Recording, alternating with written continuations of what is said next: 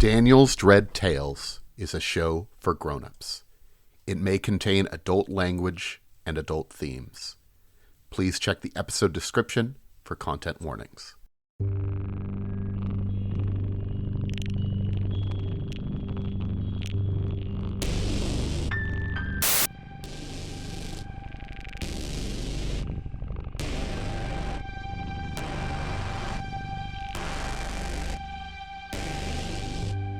Welcome back to Daniel's Dread Tales. Oh, I was in the introduction. You didn't need to hear that.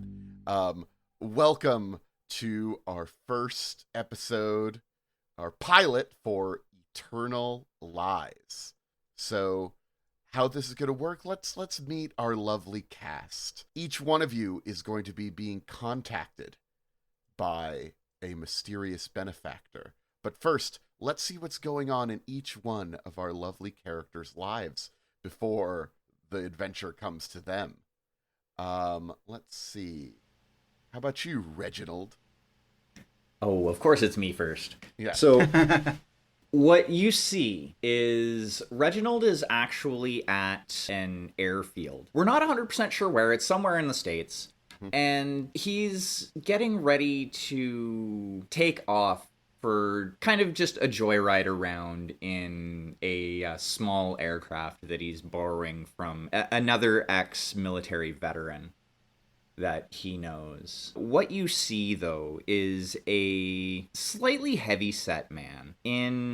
If you had to guess, you would say about his mid-30s. Slight, very faint, light scars on his face. You can tell that he has been... He's been in quite a few physical altercations in the past. And the main other notable feature is he has an eye patch over his left eye. All right.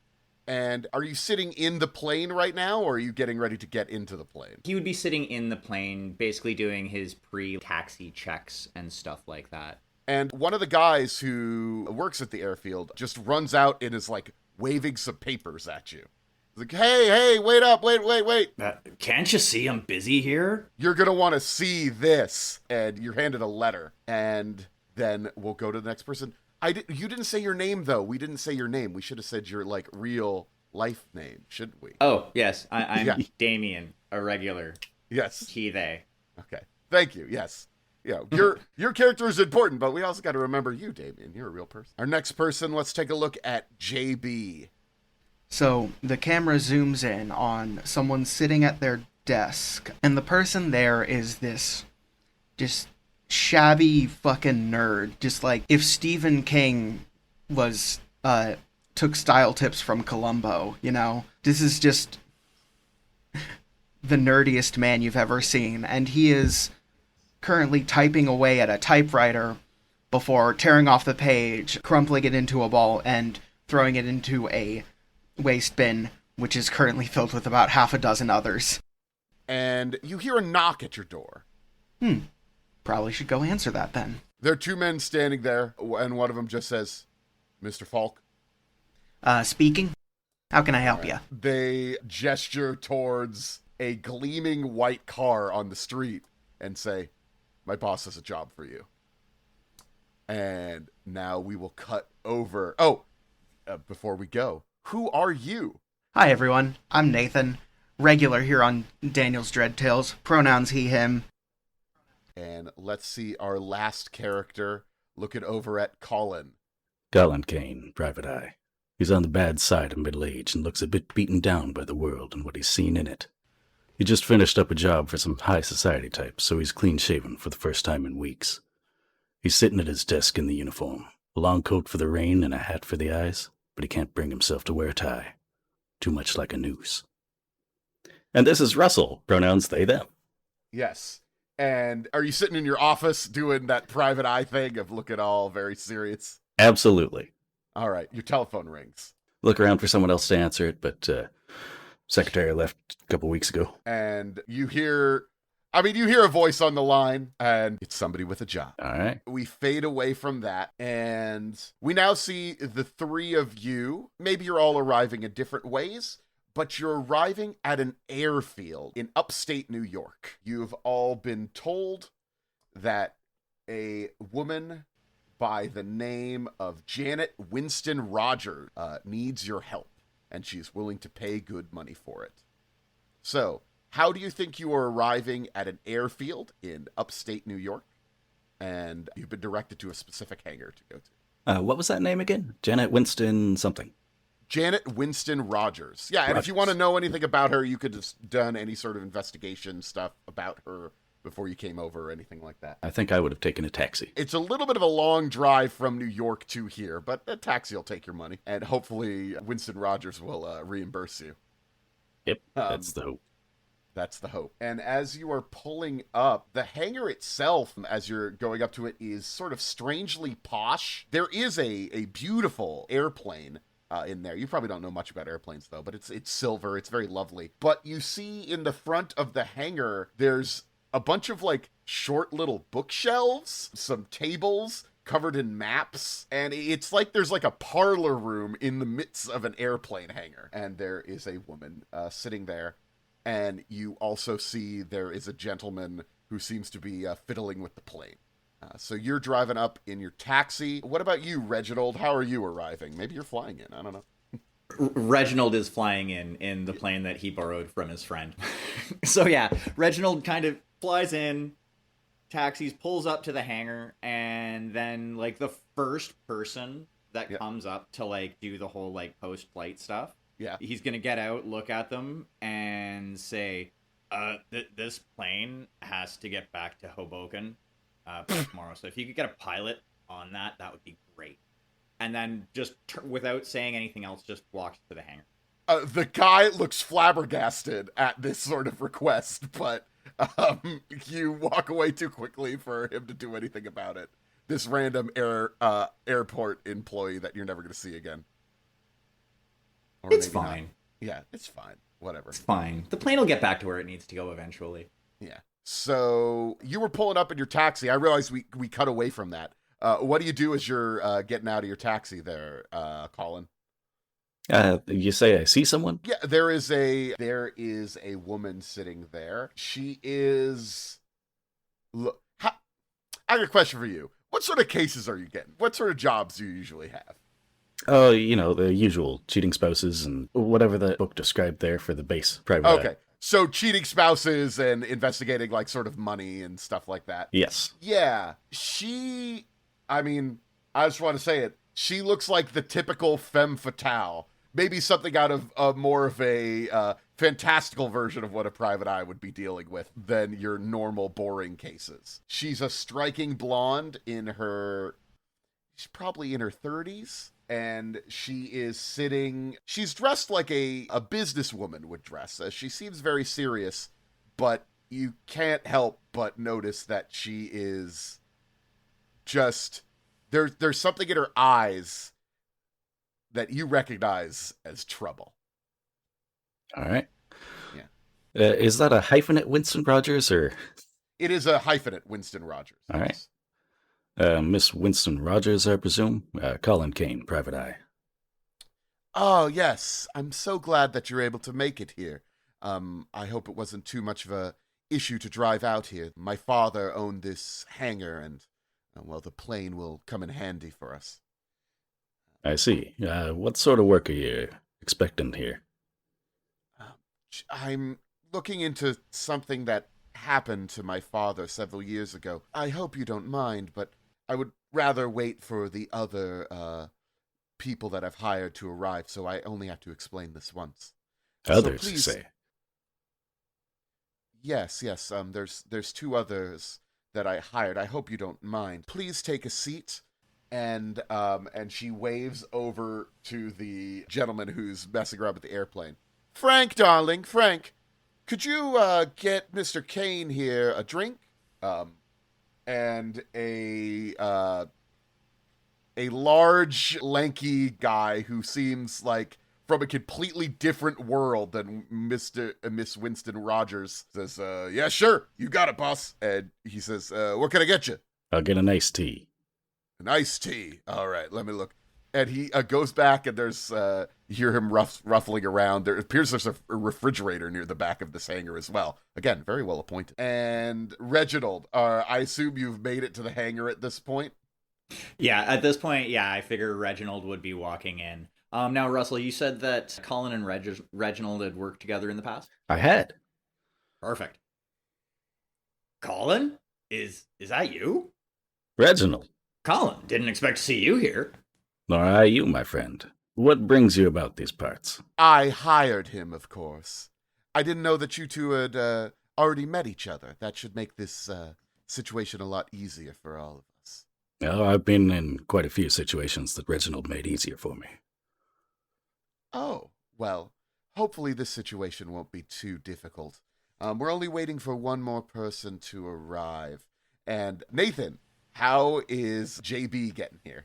Well, he was promised a taxi in a nice white car. Oh, yeah. So you were driven there by the Yes. white car. Yes, I forgot that, yes. Yeah, her two associates driven you there. They didn't have a lot to say. They told you mostly that Miss Winston Rogers needed you, and there would be quite a good payday if you came. And I suppose you needed a distraction from your writing.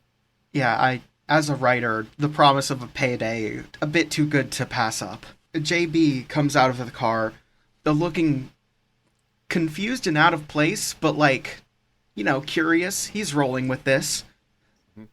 Gonna see where all this goes. Makes sense. So now the three of you are here. You do see two other gentlemen here. One, a dick who's had a hard life, and a veteran with an eye patch. Hiya, JB Faulk. How you doing? Reginald. Nice to meet you. Pleased to meet you. I just eye you suspiciously and light up a cigarette. Sounds about right. And Frank comes out with the iced tea, and he says, all right, I got that iced tea for you. Oh, God, okay. We got more people here. No, I guess that was going to happen. Here you go. My And thanks. he offers you the iced tea. He says, I guess probably, do you guys want anything? You got a bourbon? Bourbon? Yeah, I think we can find something. Perfect. Coffee so sweet it doesn't count as coffee anymore for me. Great. I'll see what I could do. I'll see if I get the sugar. And he's going back to the bar. You hear him muttering a little bit. He's not really a barman, but he's more of a, well, he seems more in tune working on the airplane than working on making drinks, but he'll get it done. And Miss Winston Rogers does a gesture towards, there are a couple of upholstered chairs. Unfortunately, there are only two upholstered chairs outside of the one that she is sitting in, and one stool. Oh, that Please. works. I think Reginald would stay standing. Okay. I would also stay standing and look off into the distance. Of course. I mean, See, all right. And he just takes a chair. after a moment of seeing Collin, just kind of staring off into the distance, Reginald's going to be like, well, if you're not going to take it, well, I will. And then take the remaining cushy chair. All right. Well, thank you so much, Mr. Kane. She's just making sure you're paying attention as you are gazing off and smoking. Yes, go ahead, Miss Winston Rogers. I must thank the three of you for coming here on such short notice, and I must ask for your discretion in the matters that we will be speaking of. As long as you're working for me, I will be covering your expenses, and once we are complete, I can offer you a good sum of money. We can discuss the particulars of that in a moment, but I need someone to figure out what happened to my father. And I know the three of you have, in your various ways, looked into things for people who need things uncovered. I know you, JB, you are an investigator of sorts in your writing. I know this is maybe, I don't know how many times you've been pulled in for something like this, but I've heard quite a bit of what you've done, and I thought this might be the thing for you. And of course, Reginald and Collin, I know both of you have found things that did not want to be uncovered before. It's part of the job description, ma'am. Yeah, I don't know, JB, because you're a writer. How much, mystery solving stuff have you done? I'm not that much of a big deal. I think in terms of mysteries I've solved, 22? 24. I forgot about the grand theft. It happened twice. Same painting. Real mess. Collin tips his hat. Yes, so this will just be another mystery for you. So, my father recently passed away. My condolences. Yes, well, in some ways he had been dead for quite some time.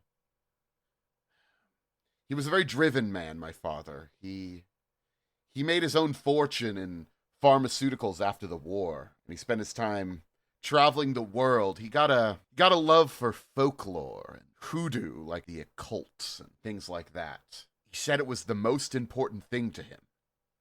He said it to my mother, who did not care for that at all. My mother and I, we watched him get ever more distant. We were well taken care of. We had the money from the business, but he was always gone with his strange friends. The year 1924, he spent the entire year pretty much away from home doing whatever it is he did. He said that he was looking for bad people, that he needed to make things better. Looking for bad people. Yes, and I think he found them. With all due respect, perhaps he should have contacted a professional.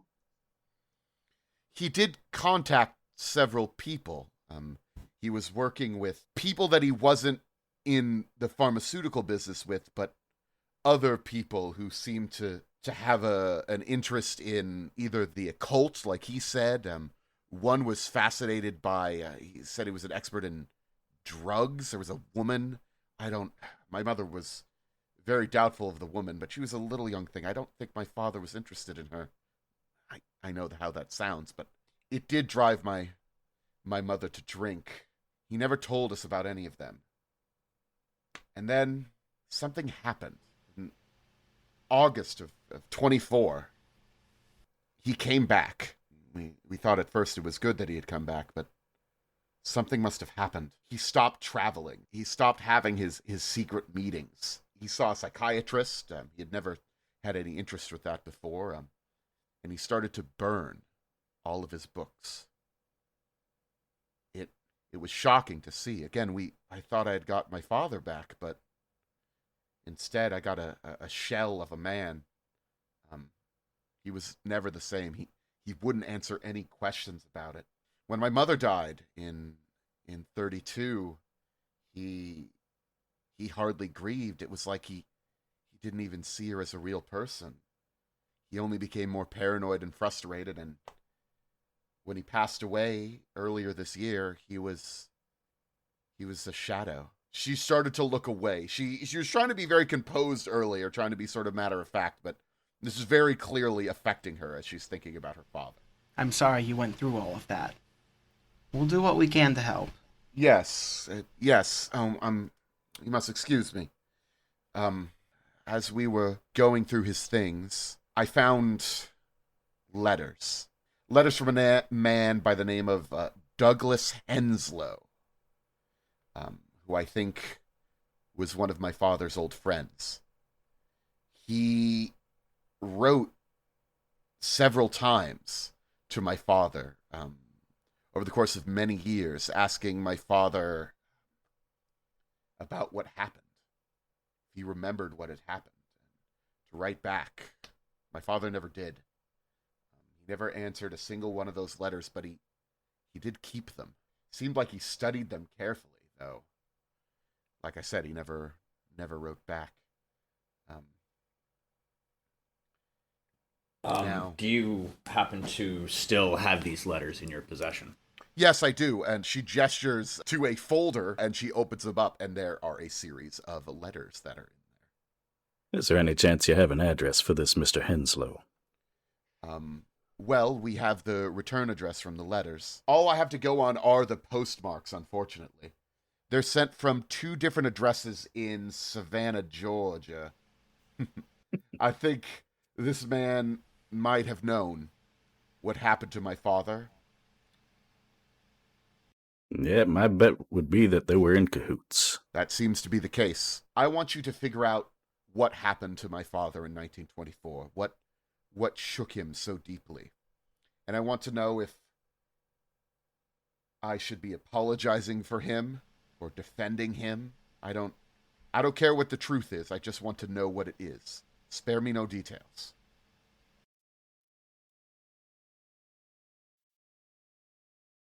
If his work was unfinished, if he still has enemies, I worry that I myself might be in danger. So I will gladly lend you, I know Savannah is quite a ways away, I'll gladly lend you my plane and my pilot, Mr. Kearns, who has now returned with your drinks and has been standing there quietly. Sort of awkwardly looking, because, like, you see that he wants to go. The plane itself is at the moment like he was in the middle of some maintenance for it, and it seems like he wants to go back to it, but he's now kind of standing there trying to be, like, official. Thanks. And Reginald's going to grab the bourbon from the tray. Coffee, my old friend. Do you need anything else, miss? No, Mr. Kearns, that will be enough. You go wherever you need to for the investigation, though I would, provided you do not leave the country, you can fly wherever you need to. Money is not the factor that time is. I need to know the answers. And perhaps it's nothing, but no, well, and she catches herself. No, it's something. Something happened to my father, and I need to know what. Well, I think we can assure you that we'll get to the bottom of that something. She nods and says, well, thank you. Thank you. Here are the letters, and if you have any other questions for me, don't hesitate to ask. Looking at the letters, does it look like there are any occult symbols or anything like that I might recognize on them? They look mostly like just normal letters. And I can start telling you what the letters say if you start reading them.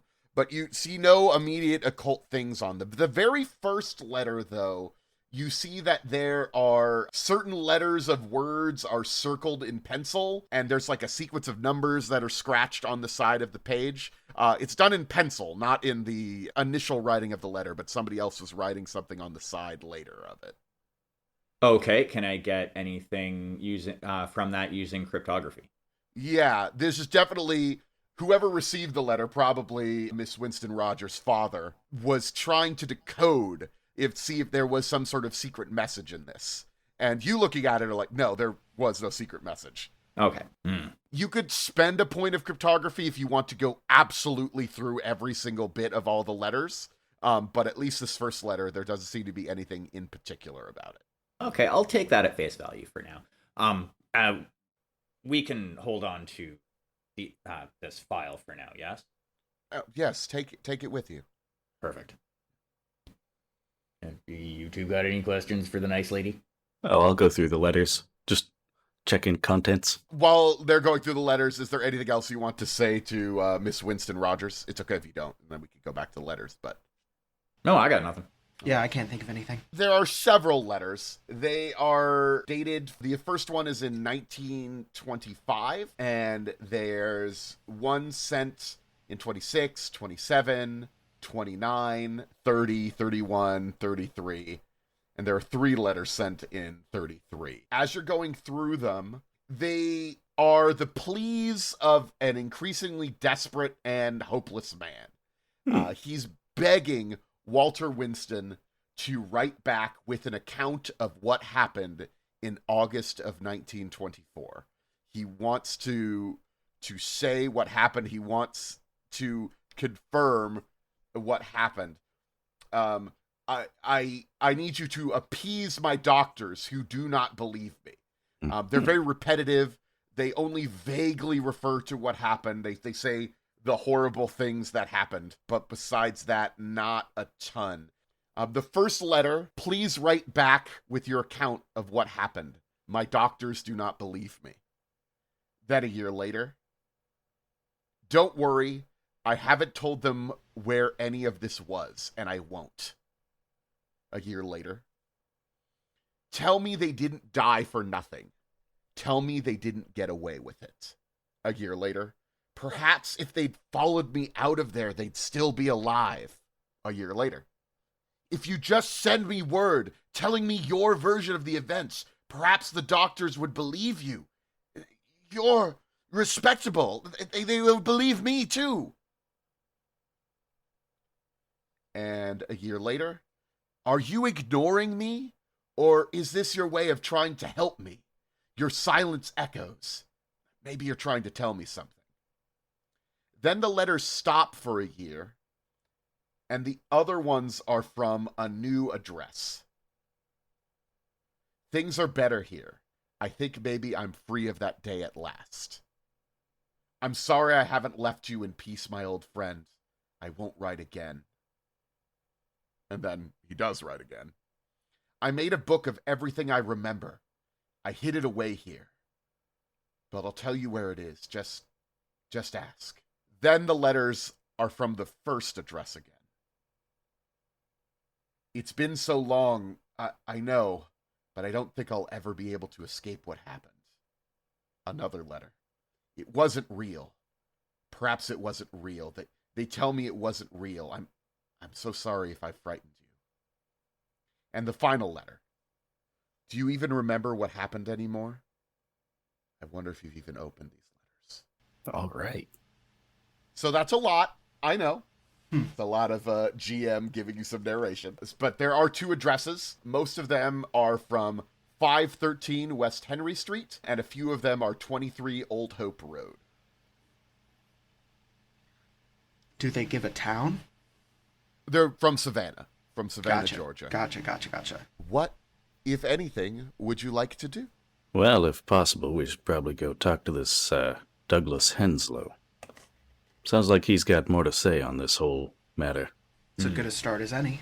He is the only person I know of who seems to know what happened to my father. It would be a good place to start. Find him. And you said your father had destroyed all of his books and notes otherwise? I don't think he has anything left. He destroyed most everything right after he arrived home, after whatever it is that happened in 24. Well, from the look of these letters, whatever it was wasn't pretty.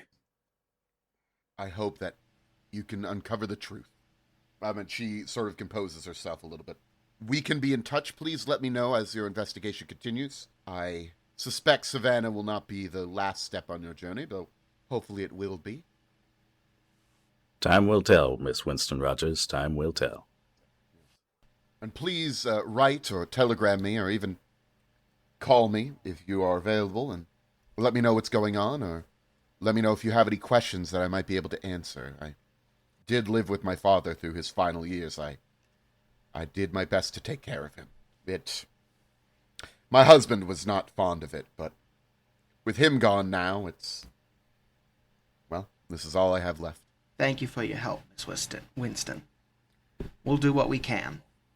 Thank you. And, she, excuse me.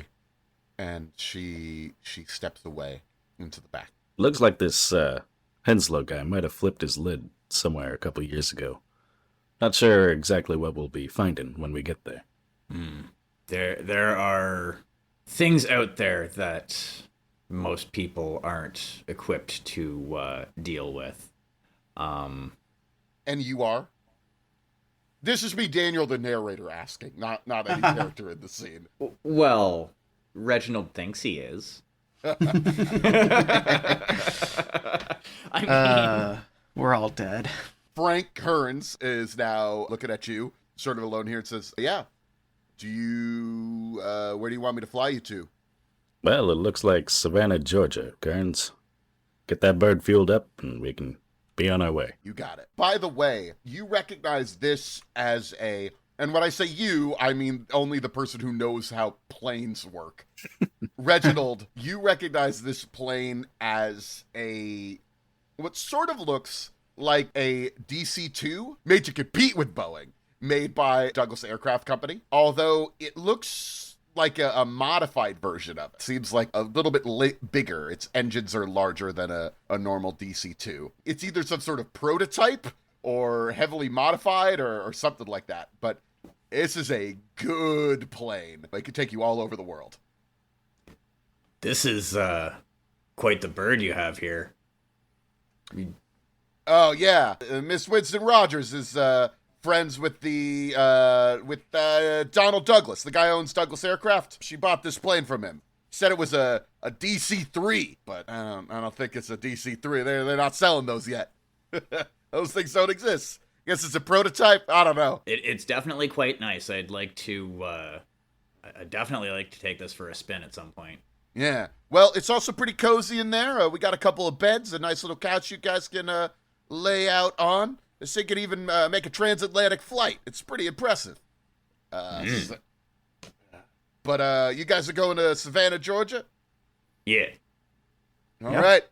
Well, grab your stuff, load it on in, and I'll get you there. And with that, I think we do the thing where we see the map and we see a little red line as your plane flies from upstate New York down to Savannah, Georgia. Perfect. Da da da da da Exactly. da. You land at an airport. It's a little bit outside the city limits, and you are now free to explore the entire city of Savannah. There are no neon signs telling you where mysteries are. So, and also, you're here with whatever you brought with you. All right. I would like to roll to explore the entire city of Savannah. Okay. And what As skill one is that does. going to be? All of them. All right, yeah. You're probably going to need to figure out how you're going to get into the city proper. You're going to need a place to stay. You're going to need to figure out where these addresses even are. How do you approach doing that? Well, I'm sure they got maps somewhere at the airport. Well, see, Reginald was prepared for this. He brought a map. Ah, you brought a map. Will that cost me to spend a point of preparedness? No. You could have a map. Unfortunately, like, to find these specific addresses, you get sort of a general idea where the stuff is. Yeah, You that's might fair. want to find a phone book or an address book that you could start looking this up. Maybe find a library you could look up some addresses in. But the map generally, from what you're looking at, the address most of the letters are from is from a 513 West Henry Street. And you're looking, Henry Street seems to be, it's near the edge of the city, but it's in the city proper. And the other one, Old Hope Road, does not appear to be in the city proper. You're not really able to find it anywhere, at least from looking at the map, unless you want to use some sort of spend or anything like that. And you might need to just talk to somebody or find a directory. Yeah. Well, let's check out that West Henry Street. 513 West Henry. How are you getting there? You have landed at an airport. Do you want to get a car? Do any of you have the money to get a car? Do you want to get it on Miss Winston Rogers' dime? Are you going to try to Obviously. get a hotel to go to first? Are y'all going to go to the same hotel? Are you going to go to different hotels? I just want to establish some of this stuff before we get into the actual investigation proper. That's fair. Yeah, we should probably look at getting a place to stay in the town. It's in Savannah itself, because we're probably going to be here for a little while. Absolutely. I'll have my I guess I'll take care of it. You lost another secretary. That I did. You gotta start treating them better. I suppose I can see the logic in that. Jeez, some people. Well, first let's get a vehicle or something. JB, you don't happen to have any contacts in this area that you know of being. So she said you were an investigator, a writer. What is it that you do exactly? I am a writer. I just happen to solve mysteries on the side sometimes. It happens. I think I'm cursed. Interesting. Well enough. Fair enough. And while I might not have any contacts in the area, we do have Miss Winston's dime at the moment, so renting a car shouldn't be too difficult, right? It should not be too difficult. Yeah. Okay, let's do that then. All right. So you rent a car, sort of a town car that could seat the three of you. Do you want to get a driver to be taking you everywhere, or do you want to just drive yourselves? Oh, I can drive. That's going to make it much cheaper. And as you're going, Kearns is like, well, I guess I'm going to stay here at the plane. You guys When you're ready, come on back, and I'll fly you somewhere else. Don't tell anybody, but, like, there's this place I can just sleep in the plane, so I'm just gonna do that. Sounds good. Thank you, Kearns. All right. No problem. We shouldn't be more than a couple days, I'd imagine. All right, awesome. You wouldn't say awesome. That's not a word they say in the 30s when this is going on. I mean, The bee's knees. Peachy Keen. No, I don't know. Whatever. The cat's pajamas. So you drive into the city of Savannah. Savannah at one point was a bustling town. These days it has, well, seen better days. As shipping has changed and industries have changed, Savannah is still a large city, but its prominence has been reduced to a fraction of its former self. As you drive in, the asphalt on the many of the streets is eroded away, revealing the old cobbles below. Weeds are like coming up through the cracks in the pavement, so even the earth is underneath it. This is the sort of road near the airport where things aren't as nice. As you're getting into the city proper, you know, there are some neighborhoods that are better than others. The whole city is set up mostly around different squares, some larger, some smaller, but that's how the city is sort of laid out. As you're looking for a hotel, do you just drive until you see the first one? Do you stop somewhere, try to get directions to find one in particular? What's the idea on that? I figured I'd be looking at the map while Rich was driving. Oh, right, of course, looking at the map that we discussed. Yeah, there is just the Grand Savannah Hotel near the center of town, which seems like a relatively nice place. that sounds promising. So you guys could check in there. Do you all get your separate rooms? Do you share rooms? What do you think on that? Oh, Reginald wants his own room. 100%. If we've got the budget. If we've got the budget for separate rooms, why not? Do right? you have the budget? They do. Do you tell them to charge it to Winston Rogers? 100%. Bet your fucking ass I do. Oh, yes. I forgot to get a receipt for that taxi There's ride. a little confusion at first. So, like, we don't have a Winston Rogers name on file, but I suppose we could make an account. They're a little bit confused by that, but it's going to be fine. We're not going to worry about that too Yeah, I'll much. give them her contact info. Yeah. It's Yeah, not like bill we're it to ever her. going back to Savannah after this. Yeah. just gonna have a ton of debts and just beat feet. All right. And as you find sort of like some directories and stuff, is there anything else you're looking for in particular as you're getting set up? I mean, I know you're trying to figure out where these addresses are, but anything else you're looking for? Anything else you're trying to find? I would like to know where a library is. All right. There's one just 2 blocks down from your hotel. Yeah. That's handy. Yeah, so if you can use that to do some investigation. In fact, you'll probably need to go there. It's the best place to find just like all of the addresses of some older places. Do you have library use skill? I do. I mean, We're I'm an author, so That makes sense. all right. We're gonna say you looking at that while maybe the other two are getting settled into getting everything moved in. You figure out both those places. One of them, the one where most of the letters are coming from, is a sanitarium, the Joy Grove Sanitarium.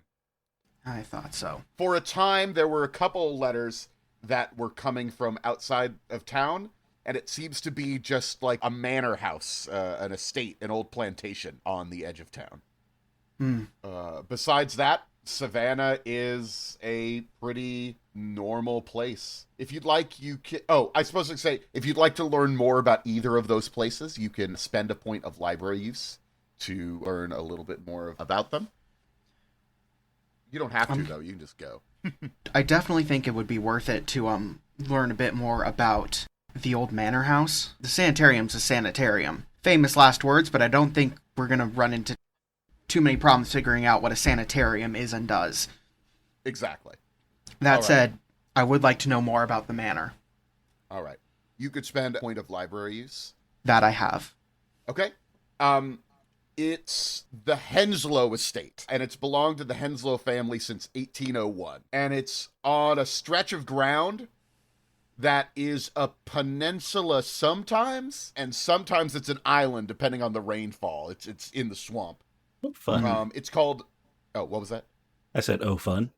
Yeah. It's called Moss Island Peninsula. There were a collection of farms and plantations that were all owned by the Henslows, though at this point, it seems like there's only the one manor house left remaining. And it has a current occupant, a Virginia Henslow, who at 89 years old is probably Douglas's mother.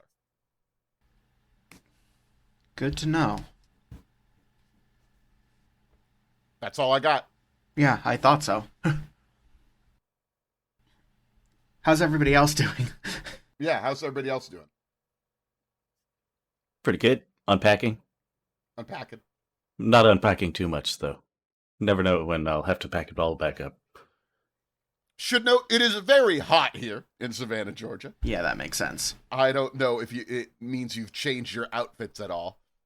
Generally, you see the people around here. People would be wearing suits, maybe, in New York. Now these people are not wearing the jackets. Not very many people are wearing the jackets, but they are wearing the ties and the fancy shirts here and there and some trousers. But that's the main difference that you're seeing. Won't really talk about what the women are wearing because I don't think any of you are planning on wearing dresses at the moment. And where would you like to go if there's nothing else you want to do? Well, you see there's a couple of cops hanging out outside harassing an African American guy. You see a bunch of kids hanging out at the corner store. It's just a city, man. It's just a typical city in the South. I'll remove my coat to reveal a button-up shirt that's stained in all the wrong places. Great. How about you, Reggie? Can I call you Reggie? Reginald? Yeah, I think Reginald would probably, essentially put away his suit jacket that he has. After he gets squared away in his room, shifts the eye patch to the right eye, and then goes and knocks on Collin's door. Oh, Hey, it's a fake eye patch, huh? Well, I guess it's not a fake, but... It's a real eye patch. He just doesn't necessarily need it. It makes him look cool. Fair. At least fair. that's what he thinks. But, he goes over to Collin's room and knocks on the door. Hey, Collin, you situated yet? That I am. What troubles you, my friend? Well, I think we need to figure out which of these two addresses we're going to first. Well, I'd suggest we talk to the man himself first. There's mention of a book here, and it says to ask him where it is. Rather talk to him and see if we can get it out of him before we go rooting around his house. All right. Well, let's not waste any time if we don't have to. Let's go to Joy Grove. Joy Grove Sanitarium is a hulking red brick Victorian building. It's got tall, narrow windows. It's got a Gothic sort of details. It's looming verticality. It would be how I would describe the architecture of this place. The kudzu vine is growing all over the building. It's covering up the windows. It's got the whole place sort of enraptured, like it's got a green hand trying to pull it down into the land. And it looks like it's about 4 floors tall. There's the main entrance that you can go into. At this point, before leaving the hotel, Reginald would have put his coat back on, because he's got to keep up appearances. That, and also it kind of conceals the holster that he has. And at this point, he kind of just sticks his hand inside of his jacket just to kind of pat that for reassurance before going in, because this building looks creepy as shit. Yeah. Yes, it does. JB, was it? After you. Oh boy. Just another day in the life. I enter. As you come in, there is sort of a small entry room, and there is you presume it must be a nurse sitting behind the counter. Excuse me.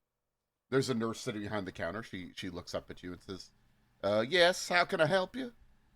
How do you do? I'm JB Faulk. We're here on behalf of a Miss Winston Rogers. We'd like to talk to an old friend of her father, Douglas Henslow. I guess you could sign in right here. I guess we don't have a problem with visitors. Let me see if there's anything in the files about them being visitors. The name again, who was that? Douglas Henlow. Douglas Henlow. And you see, peeking out of a door nearby is a doctor. He's in his mid-40s. He's slender. He's got a beard. He's very bookish, salt and pepper hair. And he steps forward and says, I'm sorry. I don't mean to interrupt. Did you just say the name Douglas Henslow? A couple times by did. my count. Oh, fascinating. Oh, oh.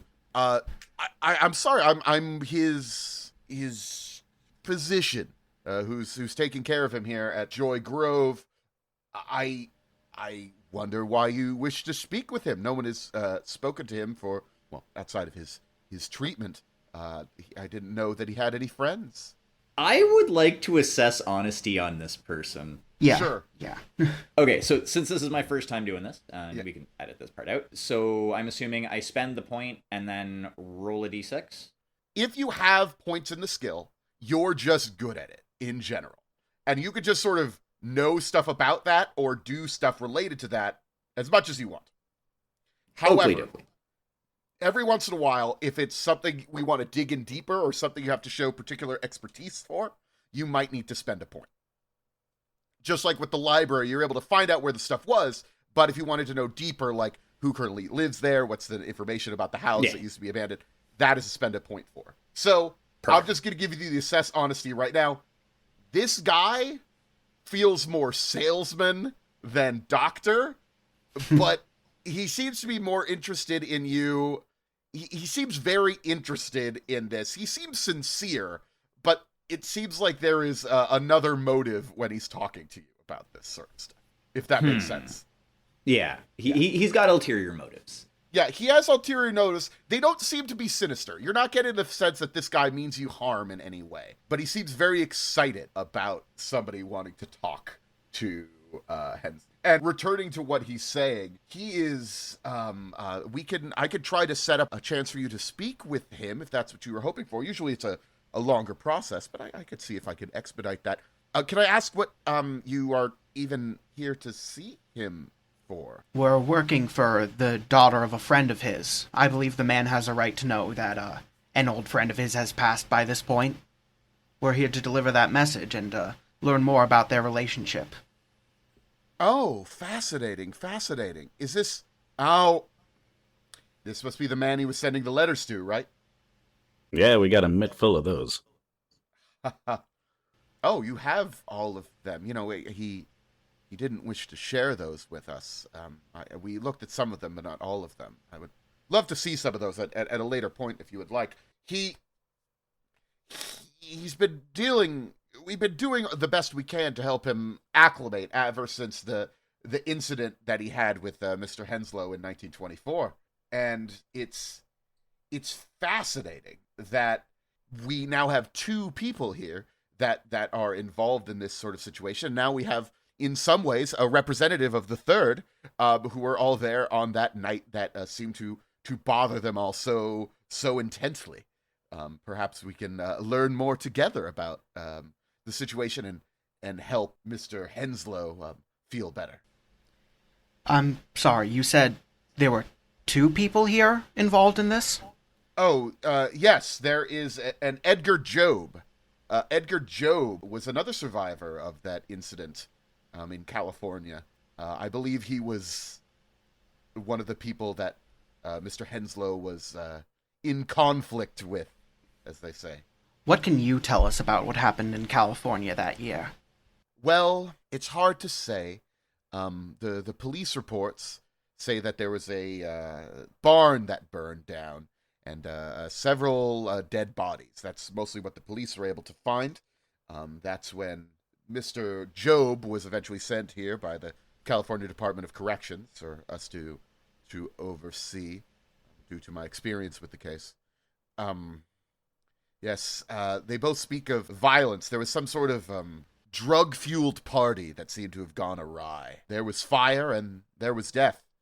And both of these men have formed a sort of shared hallucination of sorts, a shared psychosis of what happened that evening as they refused to deal with the violence that was inflicted. It's all very fascinating. I've been writing up my observations about it. Are any of you familiar with well, never mind. No, keep talking. Do you read much literature about the medical? Are you familiar with medicine? One sec. I know I'm not. Do any of you have medicine? I have medicine and pharmacy. Oh, okay. Perfect. So you're knowledgeable about this stuff. Mm-hmm. I can speak to him on the level. Yeah. Okay. So this guy, from combining with the assess honesty earlier in this guy thinks he could write a book about these guys and get some money off of it. That's what you're getting. He starts talking to you about several, like, he's calling them like medical texts. You know, they are like sensationalist literature about psychosis and like murderers and stuff. And he seems to be very interested in spreading information about that and like gathering information. I would say this guy sucks, but that would kind of be a stones and glass houses situation, huh? Yes. A little bit, yes. Yeah, the detective who writes about the crimes they see over here. Mm-hmm. Yeah. So yes, we can try to arrange the interview with Mr. Henslow, if that's what you wish. You'll just have to give us a little bit of time while we get him ready to go. Would you like a tour of the grounds while you wait, or anything like that? Oh, that sounds lovely. And is there any chance we might talk to this Edgar Job fella? Oh, Mr. Job is a little bit more unstable, but... Well, if you allow me to sit in on the interview, I suppose that could be arranged as well. What do you gents think? It might be a good idea if he was involved in this as well. Yeah. And I wouldn't object to having a qualified doctor on the premises, even if this guy's a quack. And who knows, maybe it'll provide a little more closure for Miss Winston Rogers. All the information we can get would be... All Yeah. right. Well, you must know that their files are confidential, but I will share what I am able to share with. And he begins to show you around the asylum. And it is... Look, it's not bad. It's not a bad place. It's just definitely a place that needs more money. Especially since the crash, there is just not as much money flowing into this place. You see that there are like water stains on a lot of the walls. Like I mentioned, the kudzu vines growing everywhere. But as you walk around, there are a lot of people that seem... Well, I mean, they're in an insane asylum, but they seem either sedate or sedated in one way or another. You do see one man who is continuing to pound his head against a wall. Softly, but not in a great way. It seems like the first floor, there are some offices and then some common areas. There are another common area on the second floor, and the third floor is mostly patient bedrooms and whatnot. There are a lot of people who are looking at you as you're going by. One patient makes eyes on you. Reginald looks you straight in the eye and does the thing where he slices his neck with his finger as he's looking at you and then points at you. As they do that, Yeah. Reginald's gonna reach into their coat, the opposite side from where their holster is. Okay. Pull out a metal hip flask. Yeah. Unscrew the top. Take a drink while like keeping direct eye contact with the guy who just threatened them. Like just this show of dominance. Yeah. And then afterwards, look at the air quotes doctor and want some? You'll have to excuse me. I'm on duty. Oh, I forgot. Before you went in, you were made to sign, and if you didn't sign these, maybe you weren't let in on the tour.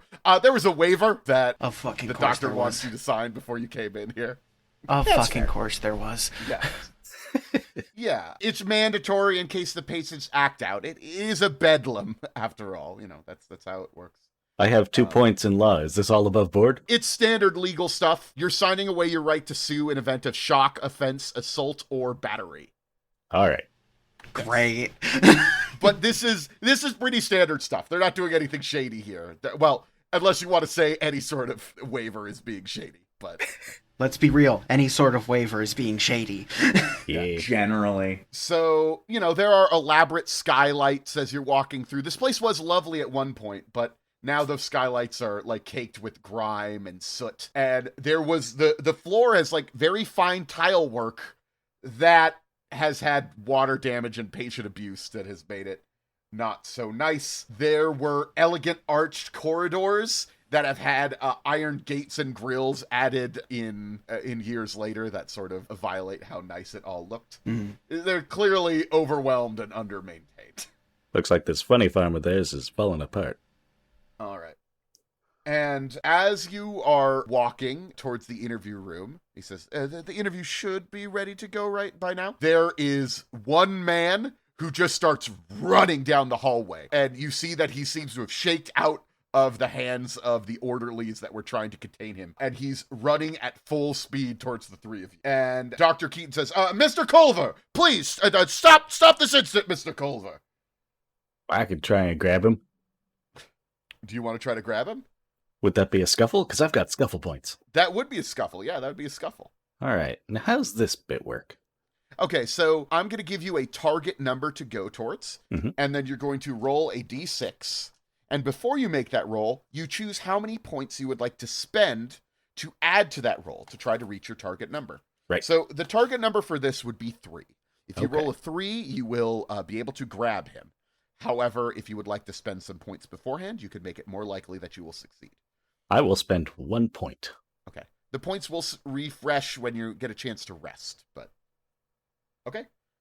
So if you could roll a d6 and then add 1. I rolled a 6. Hey, there you go. You're able to grab him. He's sort of wiggling around. He seems pretty strong, and he looks at you in the eyes and he says, I know you know! I know you know! I know you know! And then he bites your arm.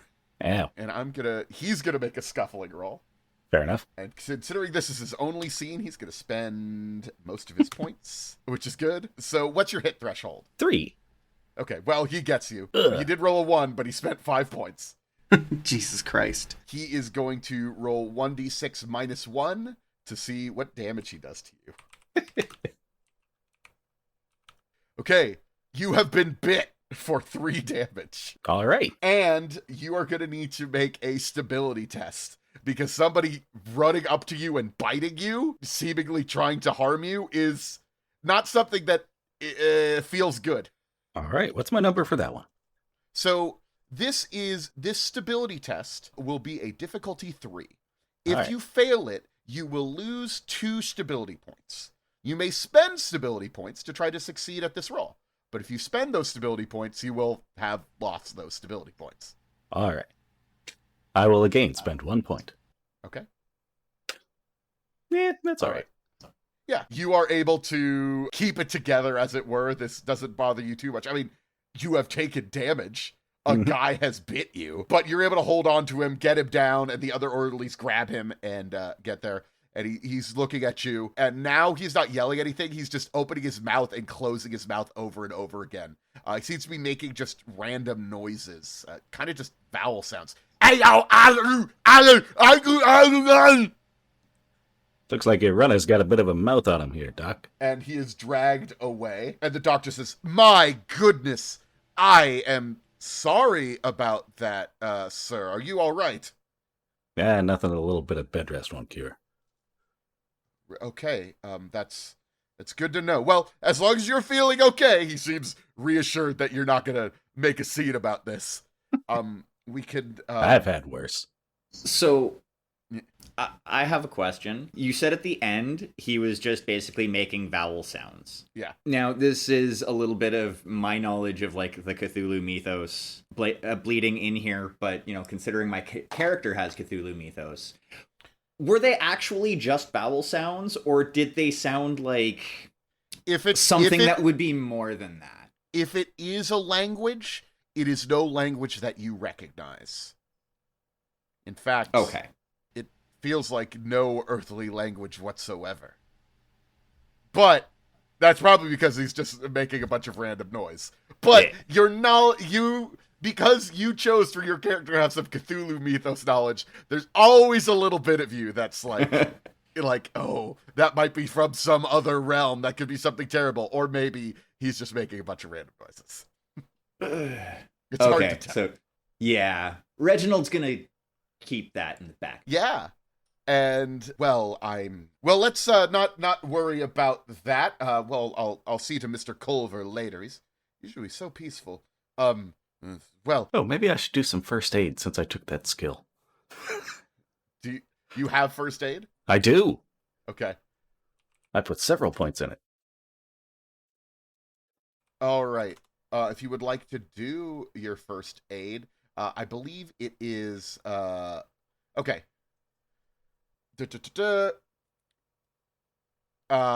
So you would make a first aid roll, and health points are spending point. This will be a difficulty 3, but also spending points will also heal you. The amount of points that you spend, if you're doing first aid on yourself, it's 1-to-1. If you're doing first aid on somebody else, they regain 2 health points for every 1 point that you spend. Okay. So, if I were to spend 3, I would automatically pass and be back at full health. Yes, you would. Okay, I will do that. Do I even need to roll then? No, you don't need to roll. You're good to go. All right. Good stuff. It's very, it's very weird to look at, like, an actual human bite mark on your arm. It's not pleasant. That's why I wrap it up, so I don't have to look at it. Yeah. And as the doctor is letting you in, says, I will be just outside. I will let you, as you are a medical professional yourself, right? I'm sorry, I didn't catch your name. Is it Dr. You said Faulk? Yeah, sure, let's go with that. All right. Well, I will let you oversee this, Dr. Faulk. I'll just be next door. There's a small window, so I will be listening a bit, but I will let you speak to the patient on your own. Please, obviously, don't do anything that exacerbate his situation. He has made many steps towards recovery recently. And You're asking the wrong crew. Yeah. We're about to ungaslight this man so hard he's going to burn this place to the ground. There is a room with a small table and a chair, and a couple chairs for you folks, and what must be Douglas Henslow sitting there. He's out of shape, getting older, and losing his hair. It's like looking in a mirror. Yeah. He's sitting there straight, but he is picking at his cuticles a little bit, and this guy definitely needs a haircut. His dark hair is starting to reach his shoulders. Hello? I'm supposed to speak with you? Hello there. I'm JB Faulk. How do you do? Oh, I'm surviving, as it were. Just trying to get healthy. Well, I'm afraid I must start our meeting with some rather unfortunate news. I must ask you remain calm. Your friend Mr. Winston has passed. We're here on behalf of his daughter. Oh.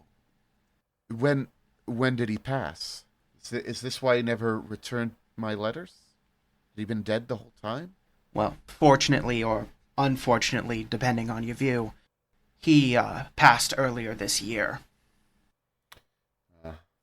Well, I hope he's at peace now. Thank you for letting me know that. Not so fast there, Mr. Henslow. We need to investigate some things on behalf of this daughter. Oh, yes, his daughter. Oh, she must be all grown up. She's a beautiful young woman. Yes. What did she want to know? I'm afraid I haven't been out of Joy Grove much. I don't know too much of what's going on in the world.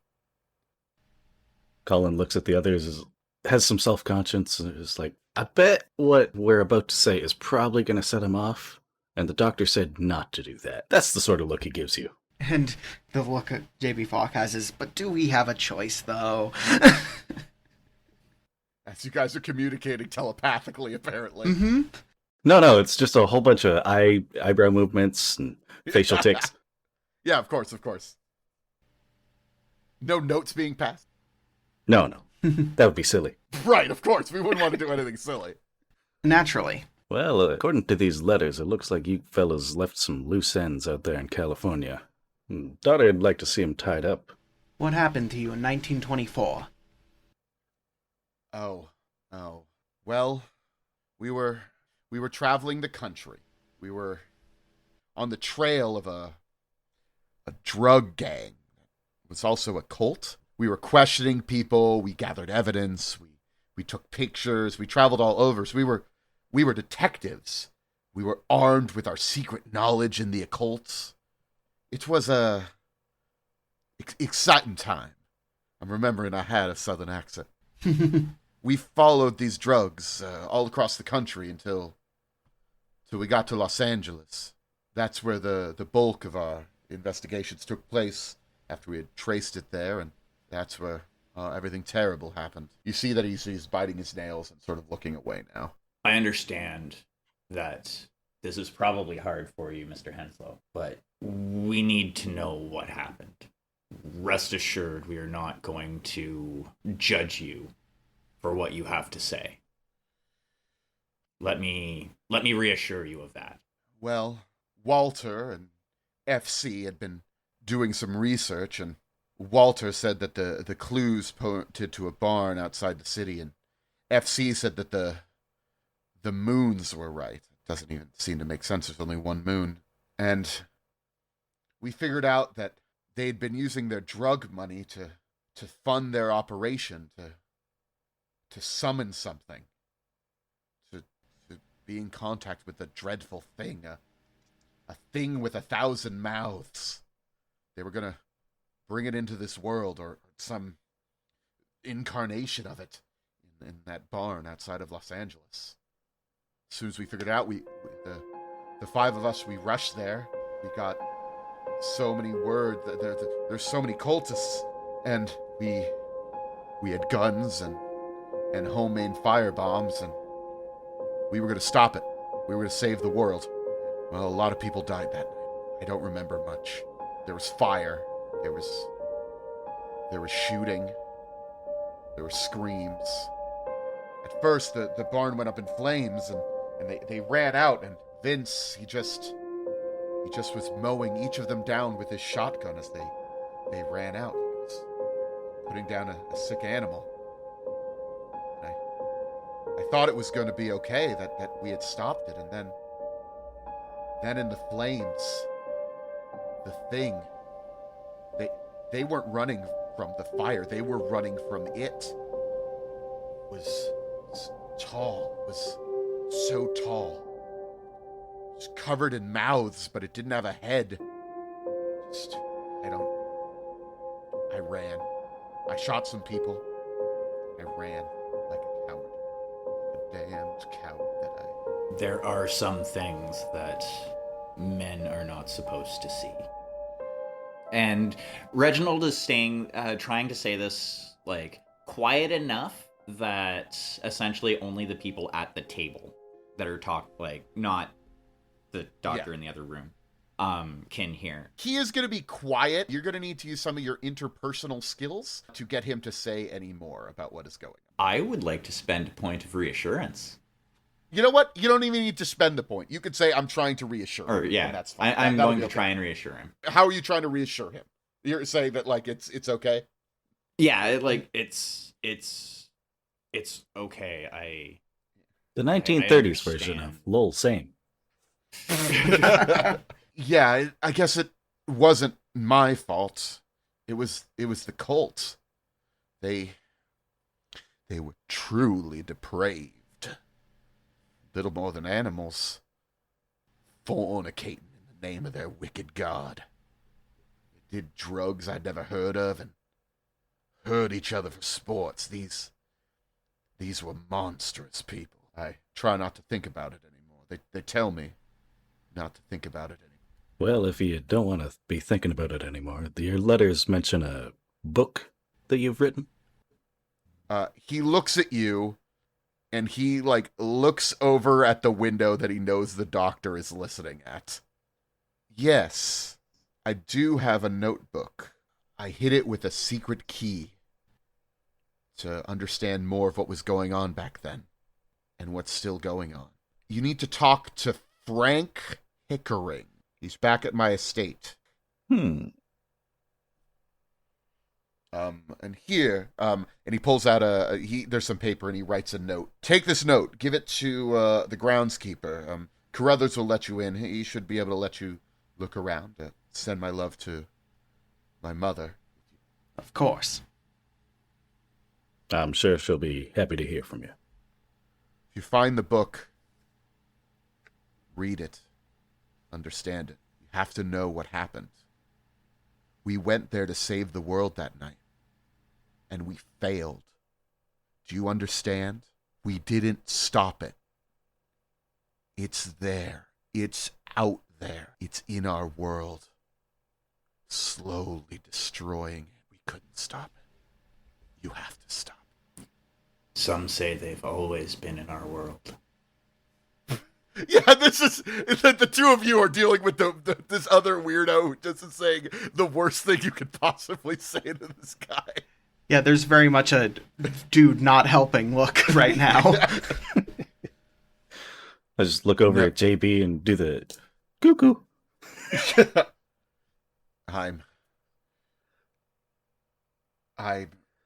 sorry. I don't.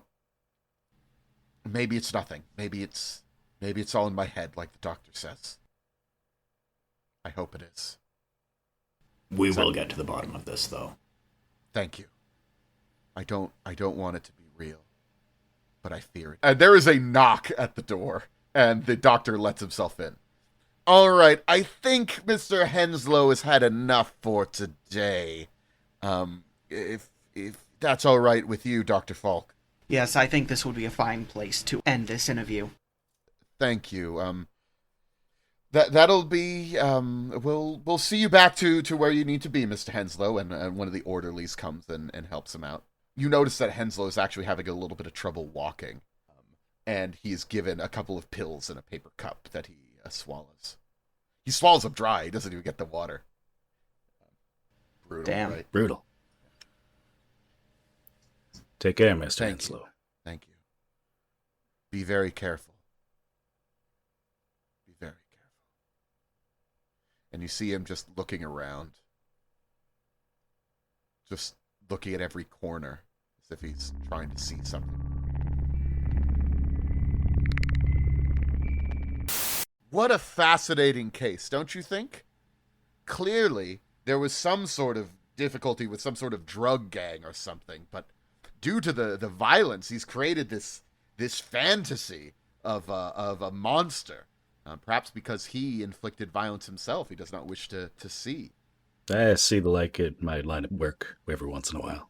Oh, and what is your line of work? Oh, sorry, I never introduced myself, did I? Collin Kane, private eye. Oh, an investigator. Well, I suppose he was involved in criminal activities, but this was some time ago. It's all right. They have my permission to be here. I kind of just accidentally gaslit the student into thinking I was a doctor. Well, that was a fascinating interview. I'm glad I was able to take some notes. He has not spoken about his friends for quite some time. The mention of his... Yeah, maybe it'll do him some good. He doesn't usually talk about Vincent and his shotgun. That's one of the things that we mentioned earlier. Now he doesn't mention it so much. As you mentioned it again, I'm not sure if that is a regression or progress. We'll have to see how it goes. Well, would you like to speak to Mr. Job as well, or would you like to speak to him on another day? We could set another arrangement for you all, or I know it's getting late in the evening. It's not that late. It's like 4:00. If we can speak with Mr. Job today, it would probably be beneficial. Definitely. If it's not too much trouble. No, yes, of course. And he says, you'll have to wait for just a moment. He's brought you over to his office, and it said, I need to organize this. But he has you sit down outside his office, and it says on the door, like, Dr. Keaton. And he says, I need to go talk to a couple of the nurses. We'll be with you shortly. And he steps away, and you can just wait for him to come back. If there's anything else you would like to do before that, you can also do that. I don't know if there's anything... Are there a lot of people around? Not a ton right here. You're in the office area. There's not a lot of office staff going around. Why do you ask? At this point, Reginald's going to kind of lower his voice a bit Hey, if I can get into the office here to find some information, do you guys want to, run interference for me? Well, what do you expect you might find in there? The notes that Dr. Keaton probably wouldn't share with us otherwise. Might be worth a look. I have my ways of figuring this stuff out. Certainly, and the less said about them, the better. Reginald's gonna, kind of surreptitiously try the handle. Is the door locked? And I will casually be looking at a magazine or something, or my notebook, just blocking view as much as I can if someone were to enter the room. So for investigative skills, if I don't have it, I can't use it, or I have to roll? Yeah, if you don't have it, you can't use it. Damn it. Do you not know how to pick a lock? Do any of you have locksmith? I do. Hey, you want to get this open for me so I can do my thing? This is a very strange way to run interference. And at this point, Reginald's going to kind of stand between view and the private dick. Yeah, easy lock to open. If you just have 1 point of locksmith, you don't even need to spend it. Just do it. Yeah, you can get the door open pretty easily. You know how to pick a lock at least. Definitely. Did the whole time. I was gonna say Reginald's the one ready to break in, and you're the one who actually can. I want you to give me a difficulty 4 stealth roll. Okay, I am going to spend 1 point of stealth. That was bad. That could have gone better. The Dr. Keaton is making his way back, and he sees 2 people standing outside of his office. I'm just gonna make your stealth roll be more that he's coming back early, more than that's just how we'll do that sort of thing there. Oh, I'm sorry. Where did your friend get off to? Interference. Bathroom? Oh, yes. Of course. Well, do we want to wait for him? He could join us when he's finished. The doctor seems a little awkward about this. He's wondering why you would go off to go to the bathroom in this place. You gotta go when you gotta go. Oh, I think Reginald knows this play because we've worked together before. It's like, always tell him it's a number 2. Always. Yeah. I can spend preparedness for that No, if you'd you like. don't need to spend preparedness to lie that he needs to shit. Okay, that's not what that's for. Oh boy, that's definitely a sentence that was just said by a human being. Yeah, we can start without him, right? We can, yes. He would need to wait out. He would not be able to be part of the conversation, though. To be fair, he did seem to be particularly triggering to Mr. Henslow. Yeah, it'll be fine. Well, let me just get some of my notes from my office real quick, and we could be on our way. If you would like, you can try to make another stealth check to hide in the office. It will be a difficulty 5. Other people might be able to assist you to lower the difficulty if they do something that will help. Well, I'm going to spend 2 points this time. Okay. Does anybody have anything that they think might help? You know what? I've got points in pharmacy, and I know a super boring topic that's actually really interesting that could keep a doctor busy for a while. I ask him before he goes, what medication he's keeping everyone on. Oh, and he is going to now be a little bit more distracted. He's still going to go into the room, but he's going to be distracted and talking to you. I'll lower the difficulty by 1, so it will be a difficulty 4 now. Oakley dokley. And You roll. got this. Haha! Yes! 7. You did okay. You are good to go. You have where do you think you hid in his office? Also, it seems like a kind of messy doctor's personal office. It's like his little side room. He's got books. He's got writings. He's got all of his notes and stuff. How do you hide? I'd imagine under the desk. That was one of the things that I was thinking is, essentially dip under the desk. It works. So yeah, as soon as I hear them coming in, I'll be like, whoa. And now we're going to split the party, I guess. Well, you will now have free reign to look through all the files in here. And he actually just grabs an empty notebook because he needs to just be taking notes on this. I guess not an empty notebook. He's got some stuff in it, but it seems like hopefully some of the other files are still going to be. But let's go over and see what's going on with Mr. Job. So yeah, let's see our little innovation with Mr. Job, Mr. Edgar Job. And then we'll get back to your office file stealing. The doctor does come in with you this time. And Edgar Job looks, in a word, pathetic. He's skinny. He's got stubble all over his, like, face and scalp. He looks almost like a prisoner of war, but wearing, like, the uniform of a sanitarium patient. And he smells overwhelmingly of cigarettes and mouthwash. And the doctor sort of gestures to have you guys go ahead. And Job is the first one to speak, and he says, you got a cigarette? I'll hand him one. I'll even light it before I do. Thank you. He's not allowed to have a lighter, so that's very handful. That makes sense. Yeah, thanks. Mr. Job, my colleague and I have some questions for you. About what? It may interest you to know that we're here on the behalf of Mrs. Winston Rogers. I don't Is that, I don't know who the fuck that is. Daughter of an old friend of yours? Well, yes, the Winston would be the relevant part of that. I repeat, I don't know any fucking Wilson. It's okay, Edgar. You can answer them truthfully. I fucking am answering them truthfully. I don't know a Winston. Hey, I have assessed honesty. Is he answering truthfully? He does not know any Winston, or at least that name does not ring a bell to him. Look, you come to Gawk, okay? Look at me. Oh, the crazy guy. Okay?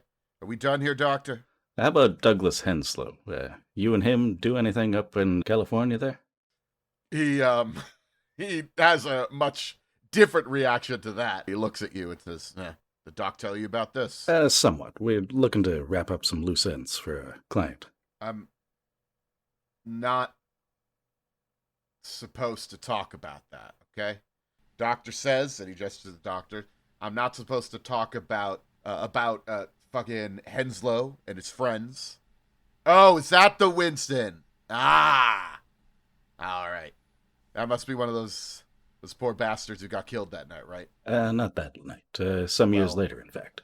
I don't Why want don't to you talk tell us about everything? Bavaria. About who? Cavaria. They were the person that was in charge of those parties. That gang. Doc says I'm not supposed to do it. He says, looking over at the doc. You don't have to answer anything you don't want to answer. Certainly. And we wouldn't want to upset the patient, would we, Doctor? Which doctor were you talking to? The real doctor or your fake doctor? The real doctor. Okay. Yes. If you feel comfortable answering, you can, Mr. Job. You need to tell me what keys you would like to use in terms of your interpersonal skills. What, keys? What?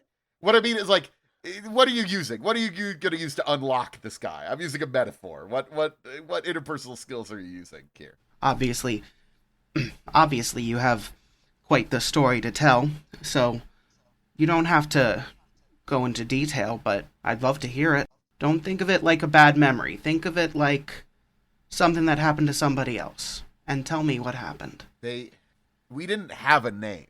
You know, people can't say cult all the time. I thought cults had names. We didn't have a name. We were just people who hung out with the Cavaria, you know? Just, you know, I guess a cult's a way you could describe it. We were just people, you know? I met him when I was studying at UCLA.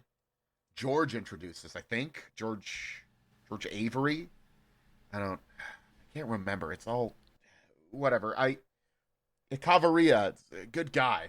Well, creepy guy, but hell of a guy. Huge library, bunch of creepy books. He told us what we should do. The sex we should have, the things we should draw, the things we should say out of all those spooky books. I thought it was just a bunch of nonsense. It was just parties, you know? SECTS or SEX? Oh, I'm sorry. Do you not know about mommies and daddies. I'm just curious. No, those parties were wild, my friend. Sex, nice. drugs. I was basically high from 1923 to August of 1924, okay? My memory's not so good because of that, but, I remember a lot of sex, and I remember a lot of drugs. That was some potent shit. Cavalry, I don't know where he got it, but it was good shit. And then it was more. It was more than just parties. He said that we'd have power. He promised all of us that there was going to be power. That Gal Garoth was here, or when he was here, we would give the world to him, and then he would give the world to us. The fisher from outside would be drawn in. I don't. It's hard to. It didn't make any fucking sense. And I suppose all the sex and drugs kept you from seeing the very obvious red flags. I mean, I thought he was just making it up, you know? I thought he was just some crazy Mexican thing. Some crazy hokum. Some crazy nonsense. He could say whatever he wanted as long as the parties kept happening. I don't know, after a while, it started to make sense, you know? I mean, I don't know. Well, every party ends eventually. No fucking kidding. That Can night, you tell man, us what happened that night? Yeah. This one guy, I mostly remember this one guy. He had a shotgun. And Cavarilla was yelling at him, chanting something, and then Cavarilla didn't have a face anymore, just blown away by this guy. Grabbed Cavarilla's knife, big old fucking knife, twisty, terrifying looking. Made it so he didn't shoot me, you know? Had to get away. I had to keep him from killing me too. Did you kill him? I see his face every night, you know? I guess I knew it was wrong, but I didn't want to die.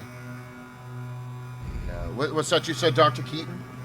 I can't undo it, so I should... And then Dr. Keaton finishes the sentence with him. Cannot control the past. It's very true. Yeah. He was casting spells that night. Or on all of us. Or, well, cast a spell on me. He said that I was a big deal. That I was, I don't know what I was supposed to do, but I was supposed to be the one standing before the fisher. And that he would come into the world. I don't know. I don't know. Said I was important. Came in, though. It wasn't what he promised. It never is. And, I ran, woke up in handcuffs. Cops came in, accused me and a couple of the other people of crimes, threw me in jail. Then eventually I ended up over here. Don't know quite how that happened, actually, Doc. You're under good care now. The state of California was not going to be able to take care of you the way that I can. So you say. God, this guy makes my skin crawl. He says this quietly, just as he's sort of thinking, that thing's still out there. Well, Mr. Job, I think that's all our questions for the moment. Thank you for your time. Yeah, thank you. Well, fascinating. I'm glad that we were able to relive some of those experiences. But remember, Mr. Job, there was no creature, okay? No mouths, okay? Wink. The doctor looks at you and says, that's not helping. Well, we will make sure you're still taking your pills, and we'll speak later. And the doctor shows you out. Meanwhile, while this was all going on, free to look through the files is Reginald. Reginald is going to, he's not necessarily subtle about these things. First, he is going to look for Douglas's file and then pull out the oldest of the documents, because he thinks those are probably going to have the most useful information, even though they're going to be kind of about ravings of a perceived madman. And actually, he's probably going to do the same thing for Edgar as well. is basically grab the earliest documents out of both of their files and just kind of squirrel them away. As you sort of glancing at the files, like you're not a doctor or anything, but No. looking at it, it mentions that Henslow and Job went through something called confrontation therapy, where they were put in a room together and allowed to interact. When they're on their medications, it says a desire by both patients to end the encounter. And when they interacted off of their meds, they eyed each other angrily, and EJ rushed DH once, screaming, "You tried to kill me, but I'm still here," over and over until orderlies got them apart. That's fair. Now, the names that Edgar had mentioned that Reginald didn't hear, on like kind of flipping through what of the his documents that he'd seen, did Reginald read any of those like names or references? You mean like the other people part of the crew? Specifically, Cavarilla, Fisher from Beyond, and the name that you had mentioned that I didn't end up writing down. Golgoth. Vincent, too. Well, Vincent was already in my notes because we'd already heard about him from...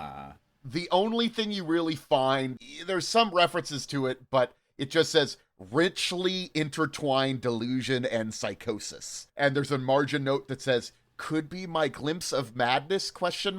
Or maybe just a chapter," which you don't recognize, but that is a sensationalist story of a sanitarium in California that sold very, very well.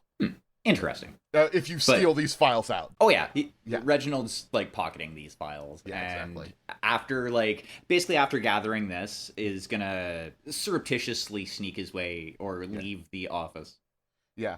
There's also a letter. It says that Dr. Keaton wrote a letter to the state of California in 1931 petitioning to keep Edgar Job in treatment in Savannah at Joy Grove's expense rather than to transport him to a prison in California. And there's a perfunctory reply letter that's essentially California saying, "Sure, whatever, if you're going to pay for it." Yep, that's government. Sense. Yeah. That tracks. Yeah. Yeah, so he'll probably take that too. Yeah. Because just grab general files and make it out of there. And yeah. And what do you want to do? You try to like find the rest of the crew, or are you just going to sort of wait here until they come back? What are you thinking? I think, so first, the door. Is it one of those ones that has like the little turning lock from the inside, like most inside doors have? Yeah. Okay. So as Reginald's leaving, he's going to relock the door and close it behind him. Of course. And yeah, he's going to sit here like by the office because, you know, this is where we were originally meeting, and he left to go drop a deuce. So Jesus, this is where he'd come back to. And like when everybody comes back, he's sitting there sipping on his flask again. Well, while you're waiting, you notice something. You know, you're just sort of looking around, making sure that everything's okay, and you're looking at the water damaged walls, and just sort of looking around, and you catch sight of something. There is a yellow-toothed mouth growing out of the wall, and it's mouthing words silent. The yellow-toothed mouth. What do you do? This mouth is like across from me, like right next to me. It's a little bit forward and to the right. It's next to one of the doors leading deeper into the asylum. There's no skill for reading lips, is there? I don't know if there's a specific skill for reading lips. Is there a skill that you have that you think would let you read lips? No, you cannot figure out if it's trying to say anything. Oh, we're gonna need to have you make a check. Yes, very much so. Difficulty 4, possible loss of 4. Oh, and I can spend 1 for this. Yes. So I will spend 1. So that's going to take me to 9 before the roll. Okay. Roll high. Oh, no. That is... Oh, no. That's bad. Use 4 stability. Yep. It'd be worse. So that takes me to 5. And something about it, like you get up and you are drawn to this mouth. But as you approach it, it's like it grows back into the wall and disappears. What? There's something going on here. And at this, he's going to take a longer swig off of his flask, which is, I'm going to say, probably like drains it at this point because Yeah. he's been kind of sipping on it all day. Yeah. And do that whole thing where he shakes it and then kind of shakes it upside down and like a single drop falls down. This Do is you a bad have- time to run out? Yeah. Do you have a cult skill? I have a cult too. You have a cult too. All right. You notice that as you're sort of looking at the wall very closely now, trying to figure out what the hell this is. Yeah. You see that there are symbols drawn like on the wall. And as you're looking around, you see that there are symbols like drawn on a lot of the walls around here. They're very small. These small little symbols are drawn all over everything. And you recognize them. There's an occult significance to them. These are warding. They are symbols meant to thwart spells that spy magically from a distance. None of them are like an actual spell. They're not drawn well enough. It's almost more just like random occult graffiti that seems to be trying to keep out magical eyes looking at them. Okay. Now, do these look like they're like, are they done in like ink, or does it look like, dried blood that they're written in? Type deal? They're etched into it. Oh, they're carved in. Yes. Okay. Or, yeah. And so, there is some that are painted on the wall as well. You see that it's all sorts of different ways of doing it. Painted with like a bluish paint that, unfortunately, in most places is melting off the wall when the walls got wet. All right. And then the doctor and your two friends get back with you staring at a wall. Did you wash your hands? Well, of course. That was, I apologize, Doc. And Doc, that was, I shouldn't have had that burrito earlier today. Oh, it did a number on me. No harm, no foul, my friend. Ugh. Well, harm to you, but that's not my problem. Harm to the toilet as well, if I'm gonna be honest. And I have to imagine it was pretty foul. You know what? Fair enough. I walked right into that one. Well, I'm going to let the three of you discuss that. Please do be in touch. Is there anywhere that I could reach you? I could try to gather more information about these gentlemen. And I might want to talk with you to get a quote for some works that I'm working on. Yeah, here's the number for my office. Oh. Great. I will. This is not in Savannah. Do you have a messaging service? I got a secretary. She'll take your call.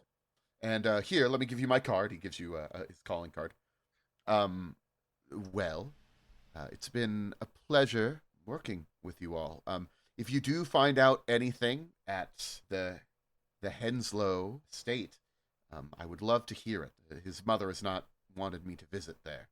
Well, must be on my way. You have a lovely day. And you as well, Doctor. Yes. And we'll have Nurse Joy see you out. Well, we had a Nurse Joy back at our hospital, too. Yeah, it's a very common name for nurses. They all look very similar. Yeah. Too. I think they're sisters. They're all sisters and all nurses, huh? That's wild. And you are led out by the disaffected Nurse Joy. And she actually says real quick to, as you're going out, to JB, they said you were a doctor? That is what they said. All right. Do you, can you write prescriptions? Oh, probably not in Georgia. Hi there. No mid-roll. We don't usually do episodes this long, so if you want to take a break and come back to it, no hard feelings. Reginald's probably driving. Okay. Right after they jump into the car, before they pull away, Reginald is going to be pulling out the files that he took. Doc, these are for you. And hands over just the files. Sweet. And then we head off to the estate. Guess I'll do some light reading on the way. Yeah, again, doing your light reading as you're driving, there's nothing in here that seems to be inconsistent with the discussions that you have already had and what we've already sort of talked about. Again, it looks like Henslow was led into Joy Grove pretty soon after whatever it is that happened in California. For a time, he was able to go back home, and then he had to go back into the hospital because of he was seen as a danger to himself and others. Meanwhile, the other guy, Job, was arrested in California for charges with conspiracy and drug trafficking. And murder, question mark? They didn't quite able to pin that on them, but there was a lot of people dead around him when the cops arrested him. He was deemed psychologically unwell. He was institutionalized in California for a time. And then Joy Grove, specifically Dr. Keaton, reached out and had him transferred to Joy Grove Sanitarium. So again, that's mostly just reading the stuff there. You're able to sort of recognize some of the conversation. Nothing medically is going to be necessarily what you're looking at, though actually looking at the money. Do you have accounting skill, Doc? I do not. Okay. Who Then does? don't worry about Collin Kane does. Yeah, once I'm done reading, I pass the files off to Collin. Yeah. And again, while you guys are doing this reading, you are driving further and further out of the city, and it's like you're entering essentially a primeval world. The swamp is dominating everywhere around you. The road is getting a little shittier and muddy. You see gators just with their eyes sticking out of the water as you're driving alongside the swamp. The trees loom ominously above you. And yeah, you're just looking through some files as you're doing this. It looks like, as you're looking at the money, the doctor is pulling a little bit of a scam. Dr. Keaton is getting paid by the Henslow estate. Presumably, God, I forgot Henslow's first name. Doug. So looking at this, the Henslow estate is paying for Douglas's treatment. Presumably his mother is paying for it. And also, the mother is paying for Job's treatment. But when you're looking at it, you're noticing that, like, it seems like the mother may not know that she's paying for Job's treatment.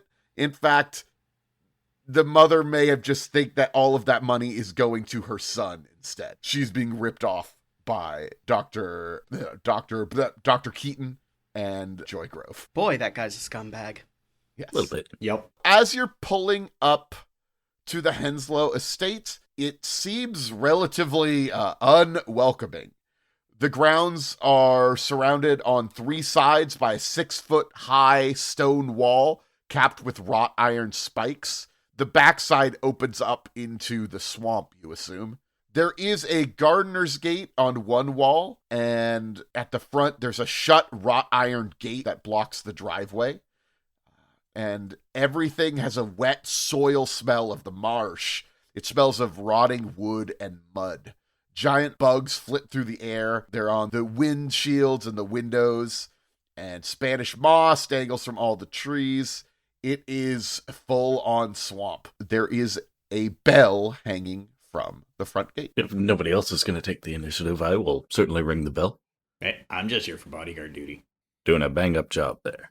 You ring the bell. It sounds pretty loudly. It's a solid bell here. And an older man walks up to the gate and seems to be coming to shoo you off. Visitors ain't welcome here. Okay? And I know you ain't invited because we ain't invited you. Oh, He's got a pitchfork in his hands and he has 3 huge dogs with him. who has the note that says we're actually invited? Did we have a note? Yeah, we got a thing from Doug, didn't we? You did, yes. Yes, we did. Cool, I'm not going insane, ironically. Well, that remains to be seen. Yeah, I pull out the note and said, actually, let me get the voice back. One more thing. Actually, we were invited here, the, owner of this property, and I show him the note. Huh. All right. You a friend of Mr. Henslow? Of Something sorts. like that, yes. Well, if Douglas Henslow says that you could come in, I suppose you can come on in. The way I figure it, the man who owns the house gets to say who comes into the house, I reckon. All right. Calm down there, Bullet. One of the dogs is snarling at you. They look like they have some mastiff blood in their veins. These are like big-ass dogs, and not a single one of them looks friendly. But the man says, well, I figure I better be letting you in. And he's opening up the gate for you. The main house right up there. Don't you go be bothering Mother Henslow, you hear? The grounds go to the south and east, but you won't find much there. There's not much left standing on the property. Mother Henslow is in a room at the top of the stairs. Don't disturb her. And I'll be over in my cottage if you need me. You do be careful. You do be careful out there. There's some gators. As it happens, we have some files here that might be of interest to Mrs. Henslow. Oh, well, the way I figure it, those files are not something I can understand, but if you could show them to her, that's her business, not mine. Yes. He's looking like he wants you to leave so he can go back to his cottage, but he's trying to be respectful. Yeah, let's let this man nap. The way I figure, you folks should not be here too long, okay? We don't really have the bedrooms for you to stay in at, not anymore. We have a Bed's room in strip. town. We shouldn't be long. You be careful now, you hear? And you see him go back to his cottage. The manor itself, the Henslow Mansion, is a classic plantation house. It's got tall shuttered windows, big old columns. It's shining white from a distance, but as you drive a little bit closer, you see that it's like streaked with mud and moss stains. It's more of a greenishly tinted manor than it is an actual shining white one. It has seen better days. And as you look out, you see that there is a lot more land that seems to be contained within these walls, but you don't see anything in particular standing out outside of, you think you see like a ruined husk of a building to the east, and you see the groundskeeper's cabin a little closer to the entrance. What would you like to do? Well, unless you boys have other ideas, I figure we speak to the lady of the house. Works for me. Might be a good idea. Well, as you enter into the manor, it does seem to be a little smaller on the inside than the sort of massive antebellum architecture made it look like from the outside. And as you come inside, there's a bunch of, large high ceiling rooms, big windows, large fireplaces. You don't see anyone around, but there's a couple of rooms here and there. Henslow, you don't see the Mother Henslow, though. Well, it sounded like her room was up the stairs. So do you want to go? That's the first thing you want to do. You got to go try to talk to her. All right. The way you say that makes it sound like a bad idea. No, I'm not saying it's a bad idea. I'm just saying it's a whole house of mysteries that's here. But it probably makes sense to introduce yourself at first. Wander around for a while. I'd rather introduce ourselves now than end up in a situation where she finds us walking around her house. Collin, Kane, we actually got here yesterday. Fair enough. You could have tried to break in here without the note from the Henslow estate, without... God, I keep forgetting his name. Douglas. If you hadn't brought Doug's note, you could have tried to sneak in and be sneaky, but you're good to go. As you're going up the stairs, they creak a little bit, and you hear a sweet voice coming from a room just off the stairwell. Carruthers? Is that you, Carruthers? Afraid not, ma'am. Collin, Kane, Private Eye. I've got some notes here you might be interested in. Well, you're not in the room, but I assume you walk into the room where you see her. Yeah, I'm approaching up the stairs, talking as I go. Talking as you go, talking about some files? Yeah. All right. There is an octogenarian woman with a silver wig on, a flowery housecoat, and she is sitting in bed. She is petting a cat. It looks like she was reading a book, but she had set it down. She is not getting out of the bed to talk to you. That's fair. Oh, I'm sorry. I don't believe we have met. I'm gonna have to ask you to leave. I don't mean to be rude, but we're not really having any guests at this time. I can't. I'm not really in the state to be entertaining, as you see. Just a moment of your time, ma'am. We've actually just come from visiting your son. He sends us love, and we did some digging while we were there. Oh, you just met Douglas. Are you a friend of his? Of sorts. How is he doing, Douglas? Well, about as fine as a mental patient can be, I'd say.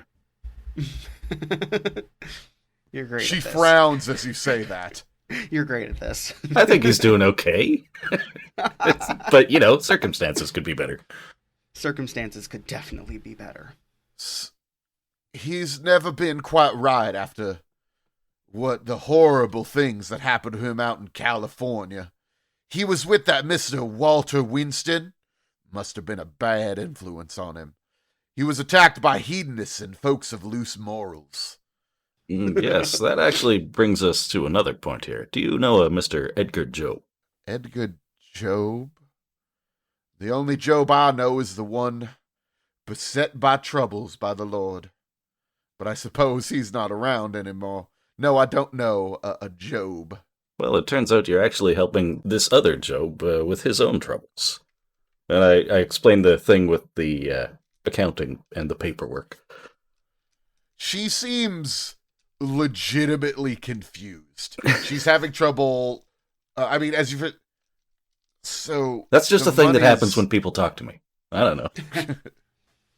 She is, she seems a little bit senile at this point, unfortunately. Well, I'll make sure I contact that hospital then and talk to them about a Job. People need help. I do want to help, but the money isn't going to last forever these days. Yes, absolutely. That's commendable, madam. The days of the Henslows seem to be coming to an end. There was another matter your son brought to our attention. Can you direct us to a Frank Pickering? Frank Pickering? I don't know anything about a Frank Pickering. I'm sorry. I don't think I've ever heard that name before. Douglas seemed rather insistent on it. The cat has sort of hopped down and is walking up to you sort of hesitantly, and now is sort of rubbing himself up alongside JB. JB picks the little guy up. He immediately bites her hand and jumps away. Yeah, of course he does. Yeah. Was he wearing a collar? He was not. No. Ow. Oh, I'm sorry. You'll have to excuse me. Virgil is not fond of strangers. Clearly. Neither am I, to be honest. Well, thank you for informing me of this accountant error. I can't say I know a Pickering. A Hickering? What was the name again? I believe it was Hickering. Hickering. Pickering? Well, regardless, I haven't heard of either of those. Assess honesty. Is that true? She does not remember anybody with that name. Yeah, I thought so. Now, that doesn't mean that she maybe didn't know that name at one point, unfortunately. Yeah, it's true to her knowledge. At top of mind, that does not seem to be the case. You could maybe try to get her to talk more if you do more than just, here are some files. Where is this guy? But I don't know how much you can really get out of her. Ma'am, Miss Hickering. Sorry, Miss Henslow. Yes, Hickering is not my maiden name either. I'm sorry, what is your name, sir? I am Reginald Kilmore. Oh boy. Reginald Kilmore. I thought it was Kilman. Or Kilworth. Kilworth? I've heard Kilworth. many different last names for you. This is the Okay. GM talking, but for some let reason me- he still has a southern accent. Let me start that again. Okay. Mrs. Henslow. I'm Reginald Kilworth.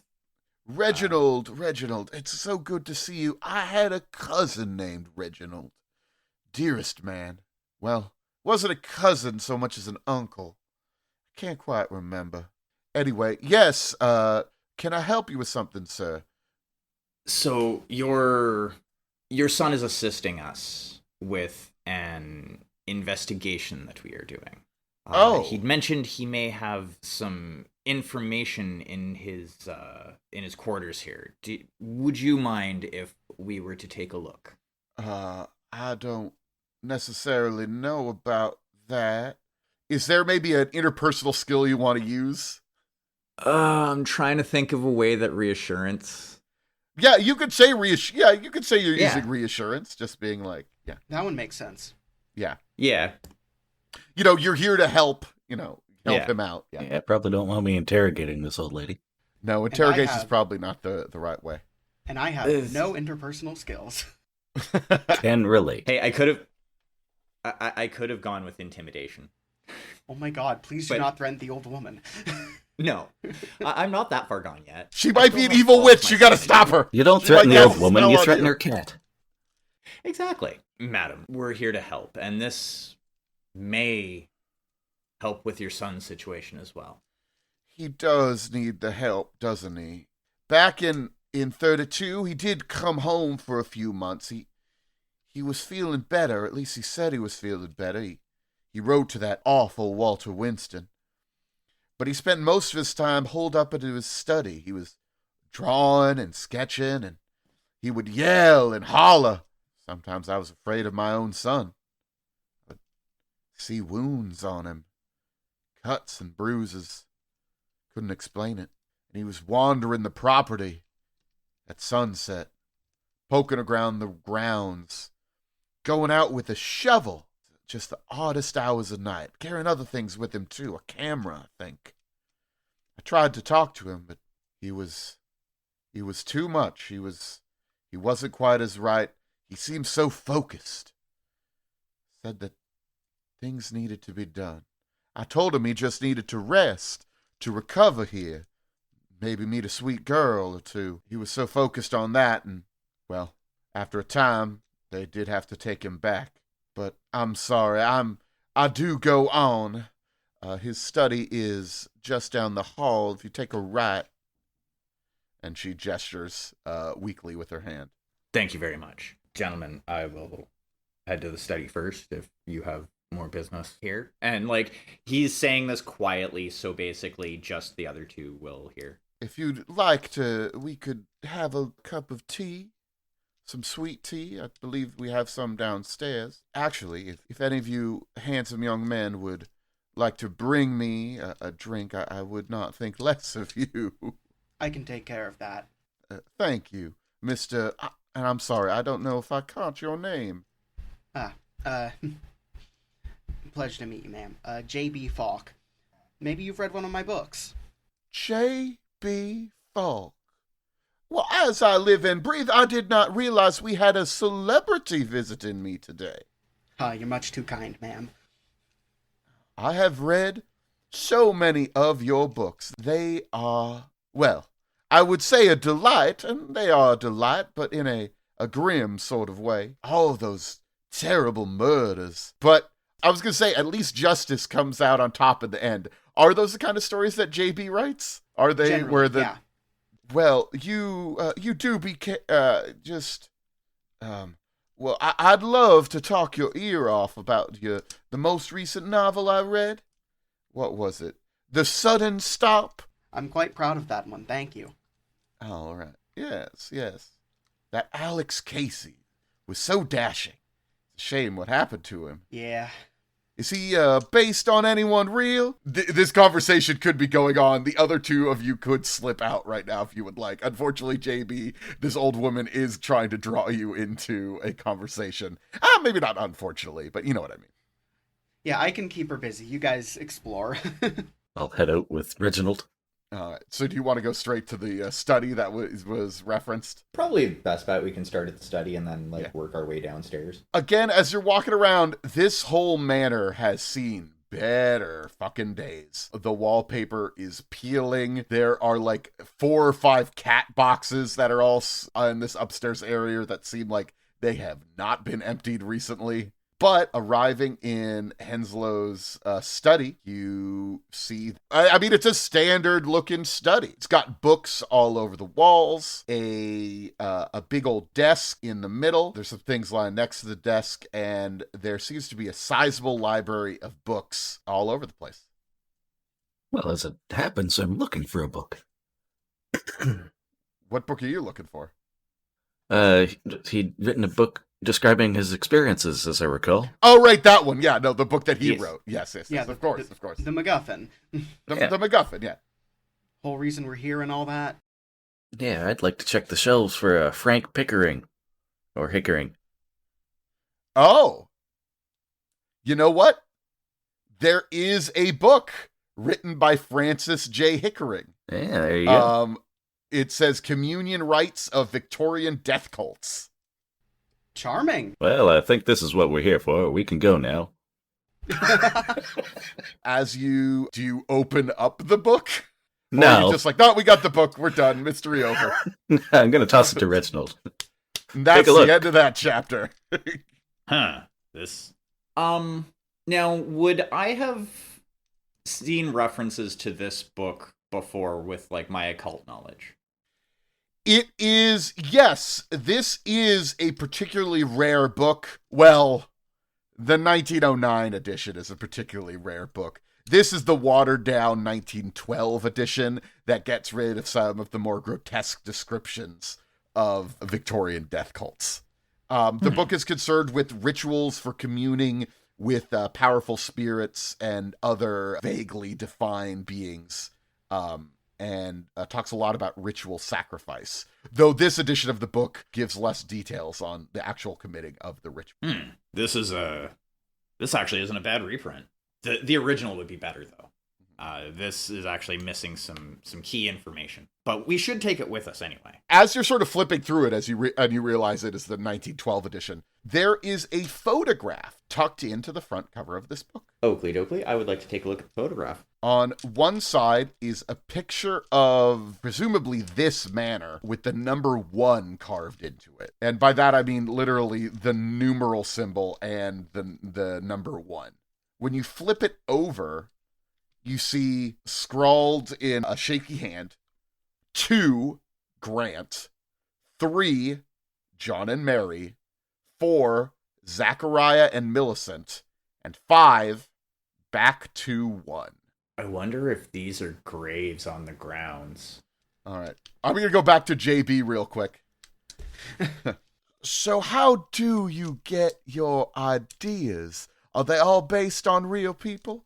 As I mentioned, this Alex Casey, was he a real man? Many of my characters are based on real people and real stories. I take creative...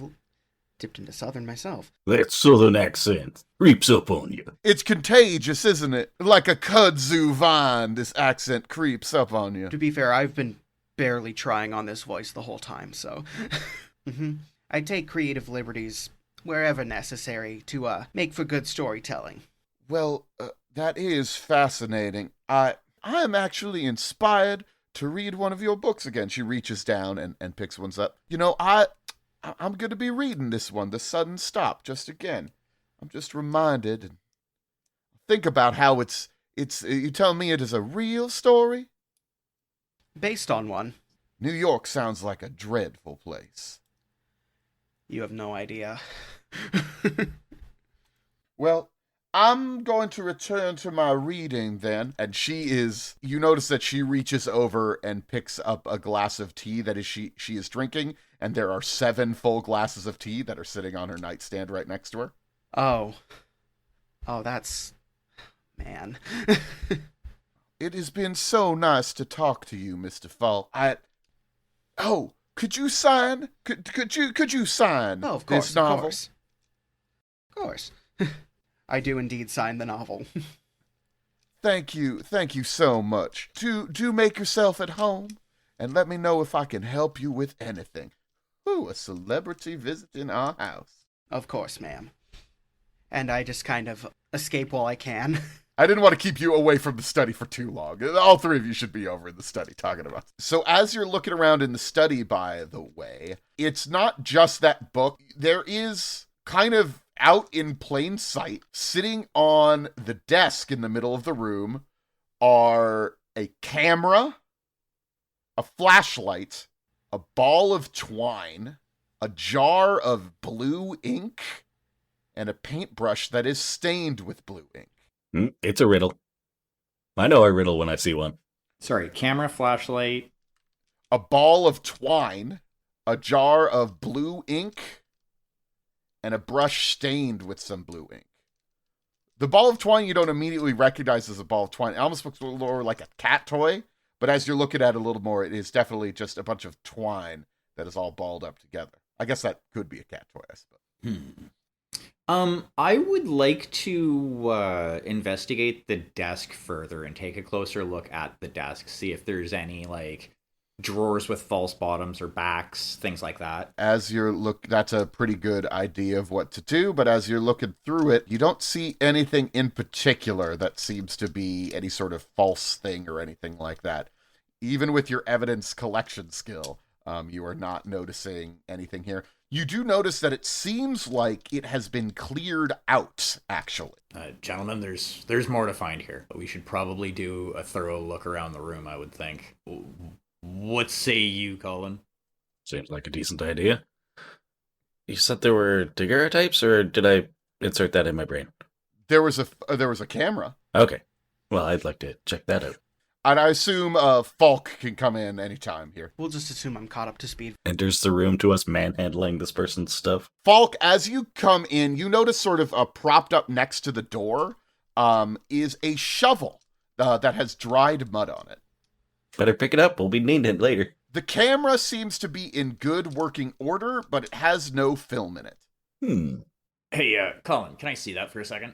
Absolutely. Hands it over. I'm gonna look through the camera. Like it has like a lens on it. Like it's one of those type cameras. Yes. Like Yeah, or there's is a it, lens. like Yeah. a super. Okay, yeah.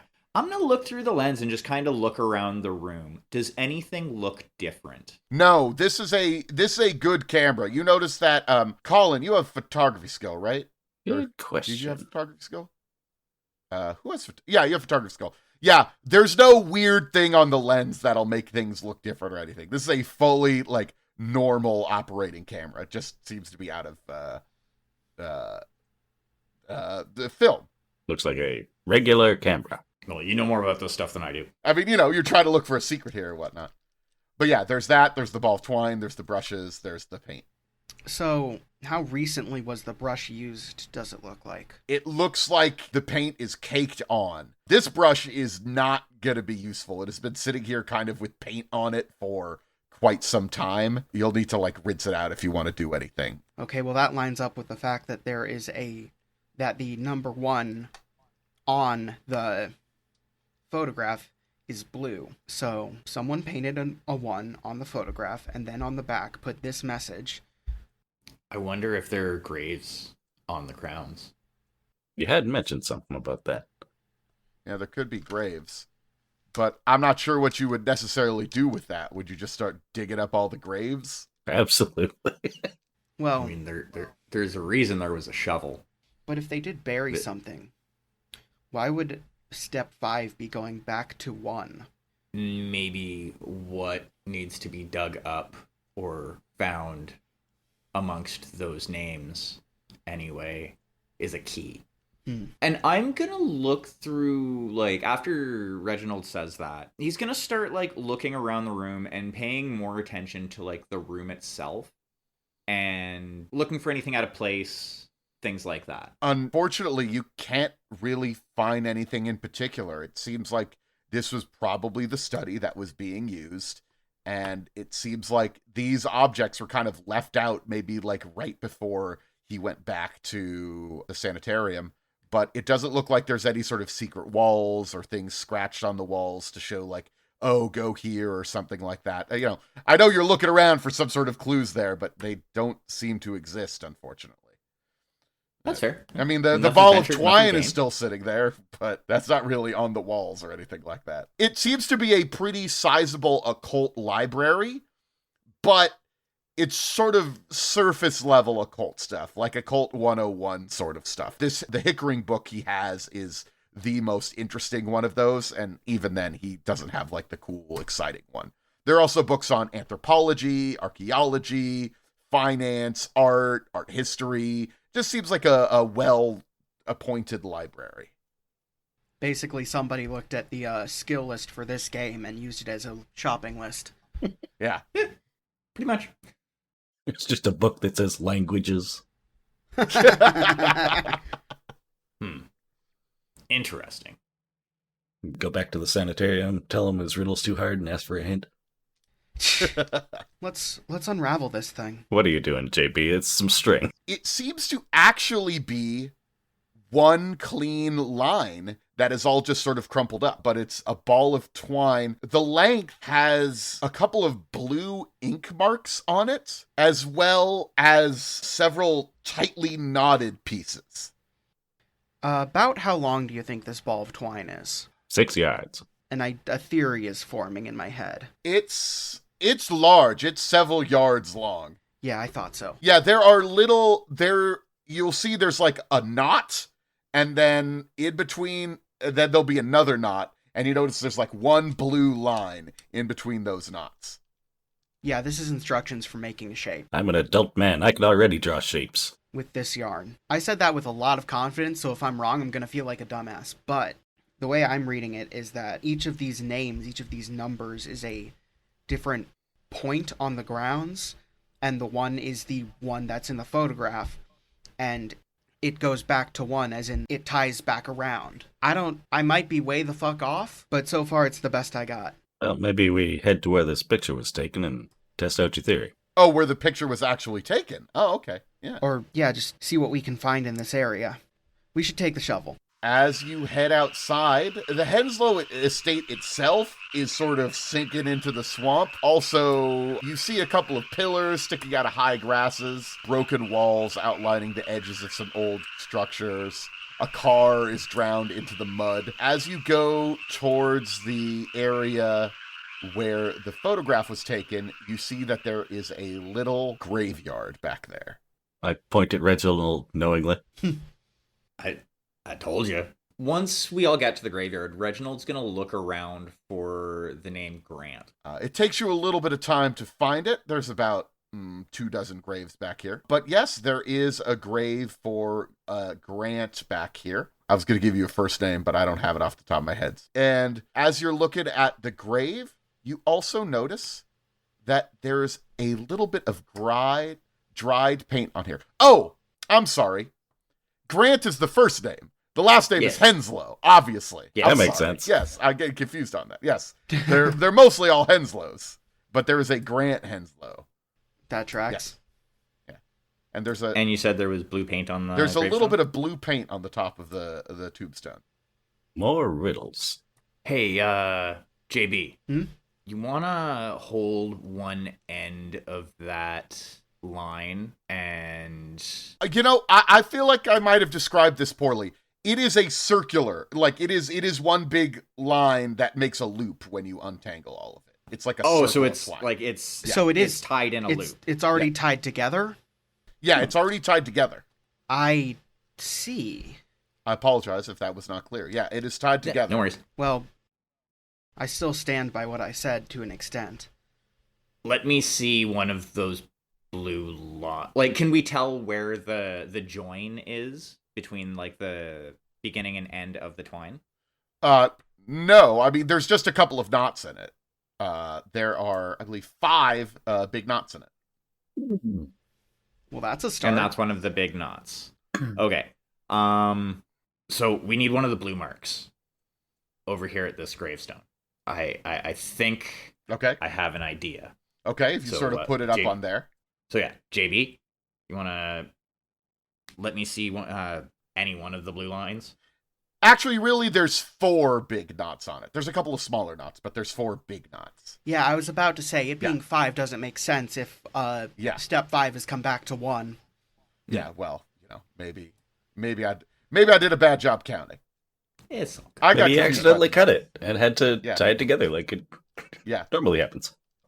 All right, so you put one of the blue marks on top of the grave. Let's work with this. And looking at the picture again, next we got to find John and Mary. I'll take a look. I mean, you find them. You can find them. Like we can. Yeah. We don't need to play out the whole thing here. We solved the puzzle. Montage. Well, of- okay.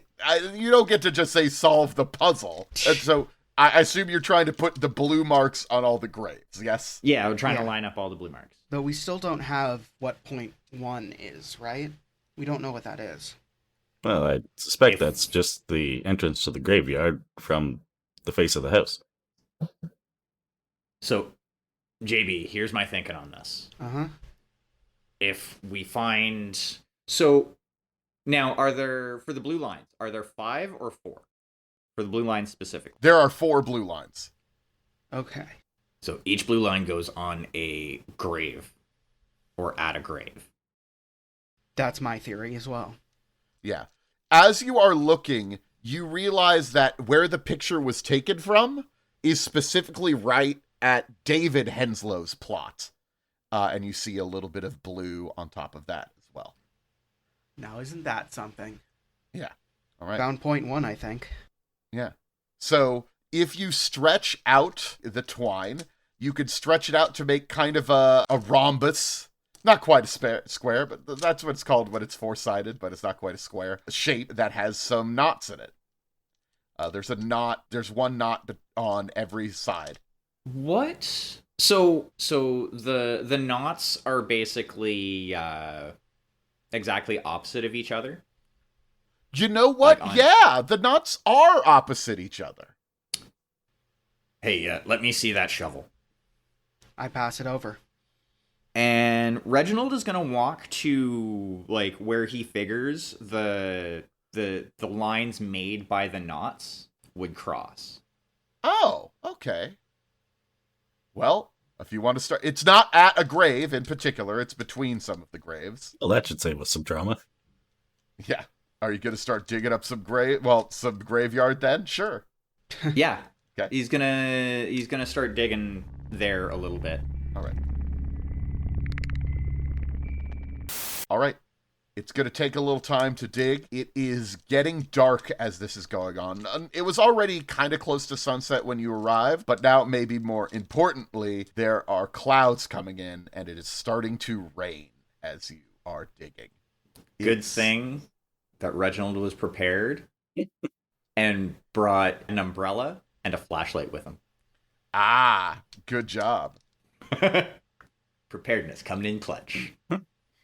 It seems to be a waste of time for a while as you keep digging. As you maybe are starting to get ready to give up, you hear the clunk as metal hits metal.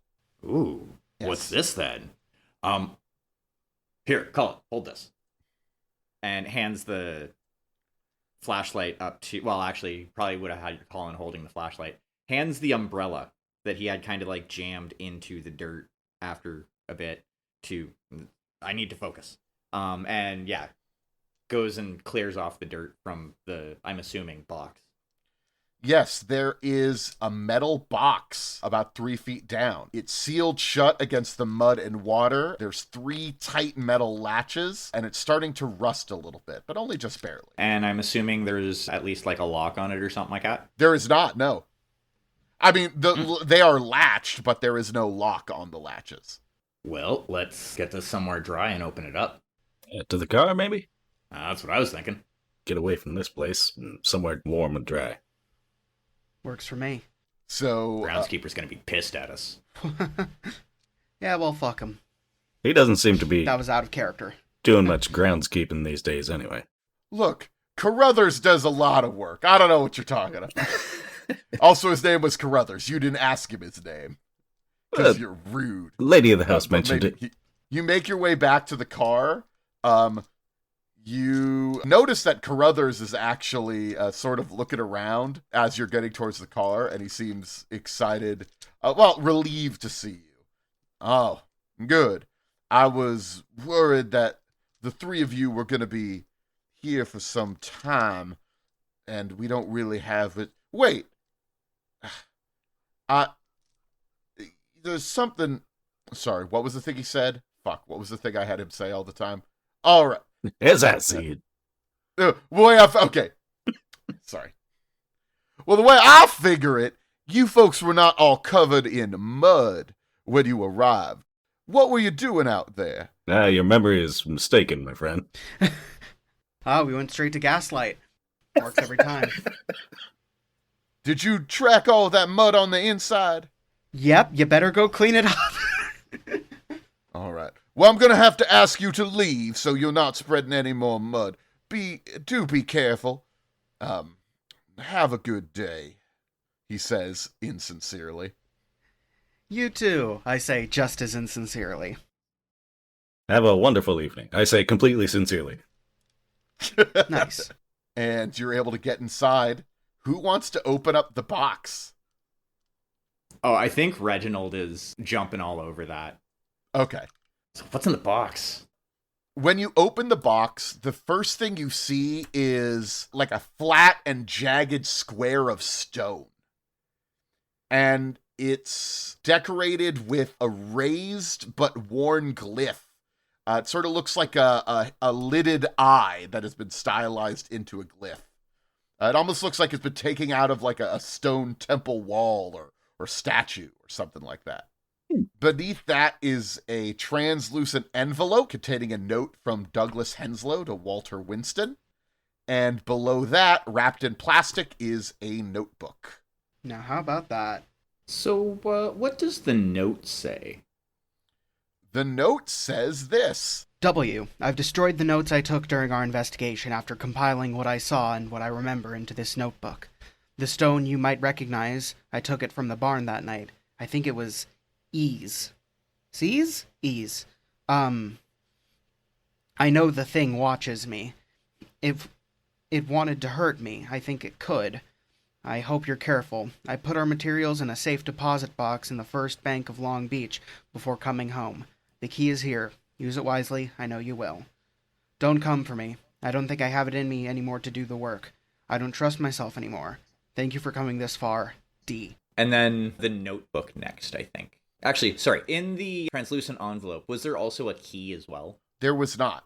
That would be a good idea, but no, there was not. However, as you open the journal, you notice that there is a key that falls out. Fancy that. Do any of you have the locksmith skill? I believe I do. Yes, because I used it last time. Yeah. Yes. Unsurprisingly, it is the kind of key that you would use for a safety deposit box. The journal itself, the notebook, is a combination diary and sketchbook. It seems to be, it's detailing the memories that Henslow has, the investigation he undertook with Winston and their cabal of sorts in 1924, except it's written in a mad shorthand and a jumbled stream of consciousness style that seems to jump around in time and space. It doesn't really seem to have much information, at least on a precursory reading of it. It seems to mostly be talking about the things that he already told you about, the things that is going on there. If you would like to, who wants to be, actually, before I say that, there's some other stuff in here too. Who wants to read the book in the Lovecraft game? Who wants to read the book? Gonna say Reginald would be interested in doing that. Hey, Reginald, guess what? You gain a point of Cthulhu Mythos rating. Fun! Hey, Reginald, guess what? That means your sanity is permanently reduced by 1. My sanity's only 7 now. It's fine. It's fine. I'm perfectly stable. You see all sorts of pictures.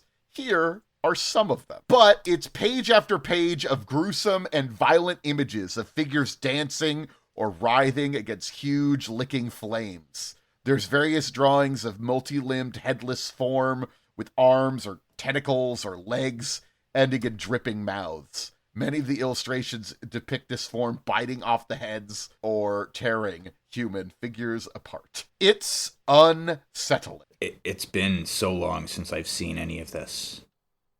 Anything like this. It was the Great War that I last saw anything resembling this. How much do you two know about how the world really is? What an ominous fucking thing to say to someone. I suspect not a lot in the capacity in which you are speaking. I've seen plenty of the world. Plenty of unenviable things within it. There are things out there that men were not meant to know. And I think we have found ourselves in the middle of one of those things. Now, whether you want to believe this or not, the sanitarium, there's something off about that place. More so than a corrupt doctor. What sort of thing do you think is off? Again, you may or may not believe me when I say this, but magic is real. There are symbols throughout that hospital that that are related to what we are looking at here. And I think Douglas has more information for us. The The safety deposit box in Long Beach will also be. We will need to investigate that, but just be warned that going forward from here may tax your sanity. And then after that, Reginald's going to close the notebook, put it back in the box, and look at the both of them. Look at that at your own risk. And then he's going to pick up the tablet and start investigating it. What do people say to his speech there? Also, do you look at the journal? What sort of stuff was in that journal? Is it worth our time? Was it worth our time? The abominations pictured within the journal. Yes. Would I recognize those as like incarnation of either elder gods, outer beings, like Nothing what that you sort have heard of or seen before. It Okay, seems to be just- something new. Or, something horribly ancient, but new to Yeah. you. Yeah. There are depictions of an eldritch abomination. It could be multiple eldritch abominations. And I think the ritual that was done to summon it, we may be able to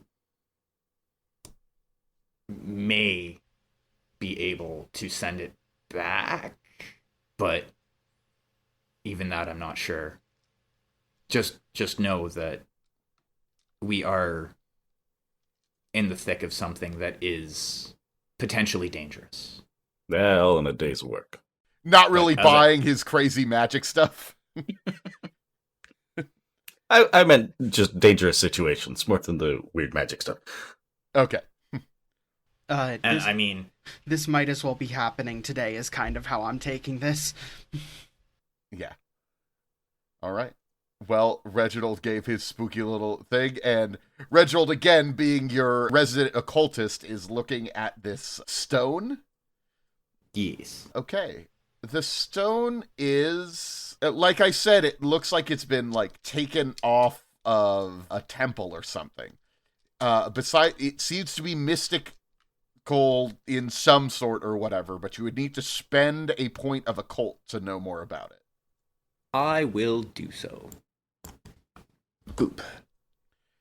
This is a warding device derived from the artworks of the Ascom Empire, meant to block spying spells and mystical surveillance.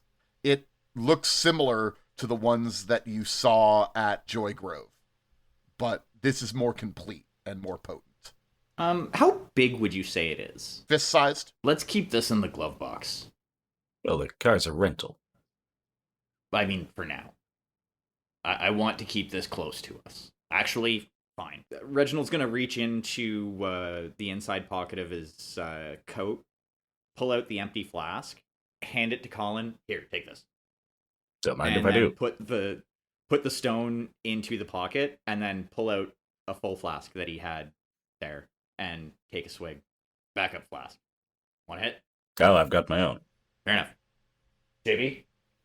I'm good, thanks. Fair enough. Takes another hit, closes it up, puts it back in the pocket. Shall we head back to the city? It's getting late and we should probably sleep soon. I'm sure Mrs. Winston Rogers would appreciate an update as well. Yes, very much so. Definitely. Back to the hotel. All right. You have driving skill, right? I do. Yeah. Even though you're also drinking a little bit, huh? Just 2 little sips. Don't drink and drive, kids. Unless you need to drink to forget the eldritch abominations you've seen. Yeah, I need you to... Oh, well, just a second. As you are driving, you see that there is actually another car on the road. There were no cars when you were driving up here before, but a car seems to pull out of the side road. It almost looks like it's just going into the fucking swamp itself. And the car is, riding you very hard. It's very close to you. You recognize this as kind of suspicious. Looks like we got a tail, Reg. Apparently. Speed up a bit. You're trying to lose him? Yeah. Okay, driving roll, difficulty 4. Difficulty 4. I am going to spend... You know what? I'm going to spend 2. Oh, wait, no, that was the wrong one. Let me actually spend out of the right skill this time. Let's just spend all of my skills. Yay, that's a 6. All right. You are accelerating away from these folks. They are going to be chasing you, but you're able to sort of outrun them. Seems like things are good. Not quite sure who was chasing you, but you're able to escape them. Fuck you, mystery. Perhaps more clues would have been found depending on what had happened, but you got away from them, which is probably for the best. More than likely, yeah. And you're able to pull up to the Savannah Hotel. And yeah, the box comes with us into the room. Is the stone in the box? The stone remains in your pocket? Stone remains in my pocket. As you enter into the lobby of the hotel, carrying the box, and I assume you probably didn't bring the shovel. I assume you left the shovel. No. Yeah, I'm just thinking about like any things you might be carrying and whatnot. Yeah, the shovel's still in the hole. Yeah. Put it in the pile of dirt so he knows what to do with it. Yeah. Exactly. And there are several men who walk up to you and are sort of like blocking you from going forward. They sort of are making a line of them. There are 4 of them. 4 big burly men have sort of blocked your way going up the stairs or going to the elevator, wherever you were going. Well, Reg, it looks like we might be in for a bit of a scuffle here. Hey, JB, hold the box. Okay. How are you in a fight, JB? I pull out a knife. The men say nothing and are just glaring at you. And then one of them reaches for the box. Not like aggressively, but just sort of puts his hand out towards the box. I'm gonna kind of like deflect his hand away and, excuse me, sir, what do you think you're doing? He gestures again for the box, saying nothing. Wow. It is awkward and tense. Yeah, this is going nowhere quite fast. One of the men behind him begins to say something, but it's not in a language you probably recognize. Well, what languages do y'all speak? I thought for something like that was just something. Oh, yeah, you would spend it at the time. Yeah. Yeah. Well, I've got 4 start, points in languages, so. I'm sorry, that was a fake. There's no way you know this language. Okay. I just thought it would be fun to say the languages you knew, but the idea is you could say I know a language when you need it. You're not going to know this fucking language. It's a bizarre, unfamiliar language made up mostly of vowels.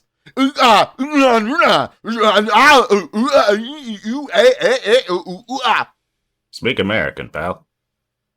Fucking. Reginald is going to respond by saying, Fatagan. One of them seems to recognize what that means a little bit, but does not really react to it. Just sort of raises an eyebrow when you say it. Damn, they only speak Moonbase Alpha. All right. That joke is hilarious if you get it, but no one here gets it, and that's fine. Maybe somebody will get it. I don't get it. I'm sorry. It's for the listeners. One of them steps forward, and JB has the box. I do have the box. I also have a knife. Yeah. Well, he's going to reach forward, and he's going to try to push you down and take the box. I would like to scuffle him before he has the chance. All right. We're going to go into a full-on combat then. We're going to go into a combat here. Well, it's scuffle time. So we determine initiative by the ability that you are using. How many points do you have in it? So how much, what fighting skill will you be using, Collin? And how many points do you have in it? Scuffling. I have 7 of 8 points. Okay. And I have 8 of 8 points. I have 8 of 8 in weapons. Okay, sorry, I wasn't actually ready to do this. Just give me a second here. I'm going to add. No, not keeper. That's me. Reginald. Okay, add. You can see a turn tracker over here, or maybe you can't. I'm supposed to have it up. You could also click the. It's the little clock symbol. Do you see that over on the left side? Well, I see the tracker, so. Yeah, the turn. You see the turn tracker? Great. I do. I want you to just put in the score. Can you type in that score? Are you able to type it in, or do I have to type it in? I think you have to type it in. Damn it. Okay. Really? That's fine. Collin, what's your score? 7 of 8. 7. Okay. Okay. Actually, of 8. It's your overall ranking. JB, what do you have? 8. 8. Okay. And Reginald, what do you have? 8. Okay, you all have 8. Great. Next turn And- order real easy, I'm sure. Yes. Well, it means you're going to go before them because the thugs have 6. So, well, one of them has 7 and the rest have 6. So you guys will get to go before them. Yeah, we won't even use the turn tracker then if you guys are all at 8. So it's just going to be you guys, then them, then you guys, then them. I'm just going to clear the 5 minutes figuring the thing Sounds out good. and it's pointless. Yeah, no, this is great. I love it. Well, you know, the point is that you know that you go before them. But Yeah. besides that, the turn tracker did not matter because you're all too good at fighting. All right, Equally what do you good. do? Who wants to go first? I believe that was Reginald taking the first move. Yeah. Yep. So the dude that's the one that's reaching for JB, Reginald is going to hit him in the jaw. Okay, Straight punch. great. And what is my target? Hit threshold? for Yeah, this one? the hit threshold for this guy is 3. Okay. I will spend 1 point then in scuffling. And target number 3. Roll. I hit him hard. All right, you are making a scuffling roll, so roll me a d6. And so just a d6? You're just using your fist, right? Yeah. Yes. So just roll a d6. 2. Okay. That's not really what you want. Just a second. I'm pulling up the... How much damage is that unarmed? I believe that's -2 or -1. Unarmed is -2. -2, yes. Unarmed is -2. -1. So you rolled a 2, Yes. and it is -2. So you do no damage to him. You know, you're able to push him back, but he takes Yeah. no damage. Collin or JB? I will fist fight 2 points to make that a guaranteed hit. Not gonna hoard my scuffles. And then a d6 for damage as well. Oof. That's a 1. So at this point, the people in the hotel see a bunch of people just sort of lightly scuffling with each other. They seem mad at each other, but Very nobody's lightly. really taking hits. It's just sort of like a little bit of a scrum at the moment. How about you, JB? You got a knife. It might be a I little got a different with a knife. I got a knife, which I believe is a -1 to damage instead of a -2. So Yes. I'm going to spend 1 point on weapons. I believe that is a hit. A 5? Yes, a 5 would be a hit. The math checks out. Now roll your damage. 3. Okay. Great. You stab one of these guys to actually damage them a little bit. You stab this first thug, and he yelps in pain. As they see you have pulled out knives, they get some brass knuckles and pipes that they pull out. They're like, okay, we're using weapons then. They don't say that, but that is sort of the idea of what's going on. This is why you never bring a knife to a fist fight, JB. Yes. You have escalated the fight. It's not my fault I can't punch. So there are Okay, 4 it is, thugs. 1 is going to go against each one of you, and 2 are going to be going up against JB, who seems to actually be effective. I'm just a writer. Imagine Stephen King getting jumped. Okay, well, you're the one who knows how to fight, apparently, as opposed to the guy who served in the war. Or maybe he just rolled poorly. That's how that works. Okay, Yeah. I just bear these men no particular ill will. let's have the first one attack. Reginald, what's Hit your... threshold is 4. Yeah, well, 6 definitely beats the 4, Yeah. and you are hit for 2 damage. Ow.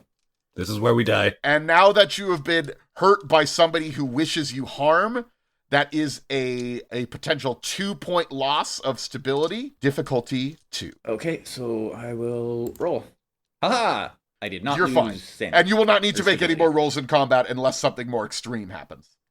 Okay? That's fair. Another one is going to attack Collin now with a pipe.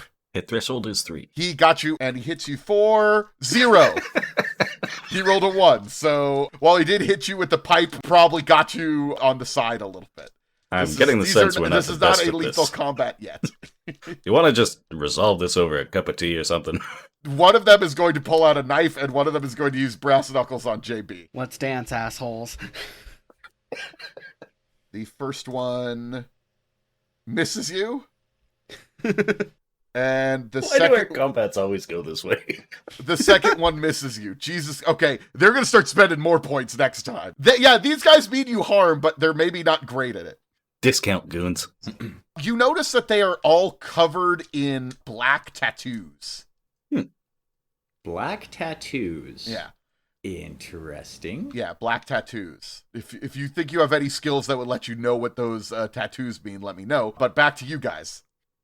Anthropology? You know, anthropology is going to give it to you. Anthropology could get it to you on this. Okay. They're Thai. You recognize these as a Thai language. Interesting. Yeah.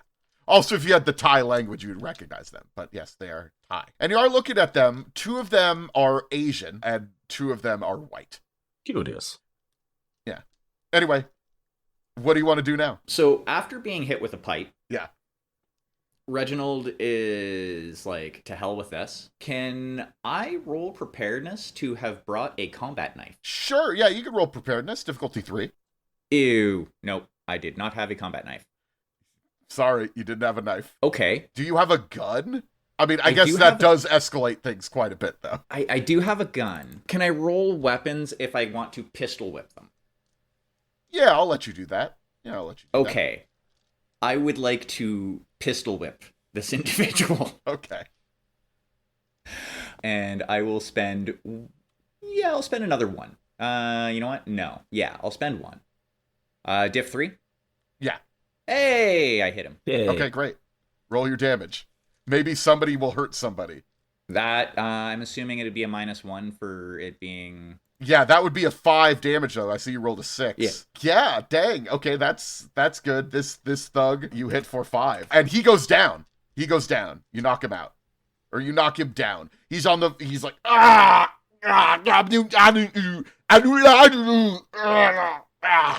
You said it, buddy. I think I scrambled his brain a bit. Nah, they were talking like this before all this. Anyway, I'm gonna stab somebody. Gonna add 1 to the roll. Oh! I think I succeeded.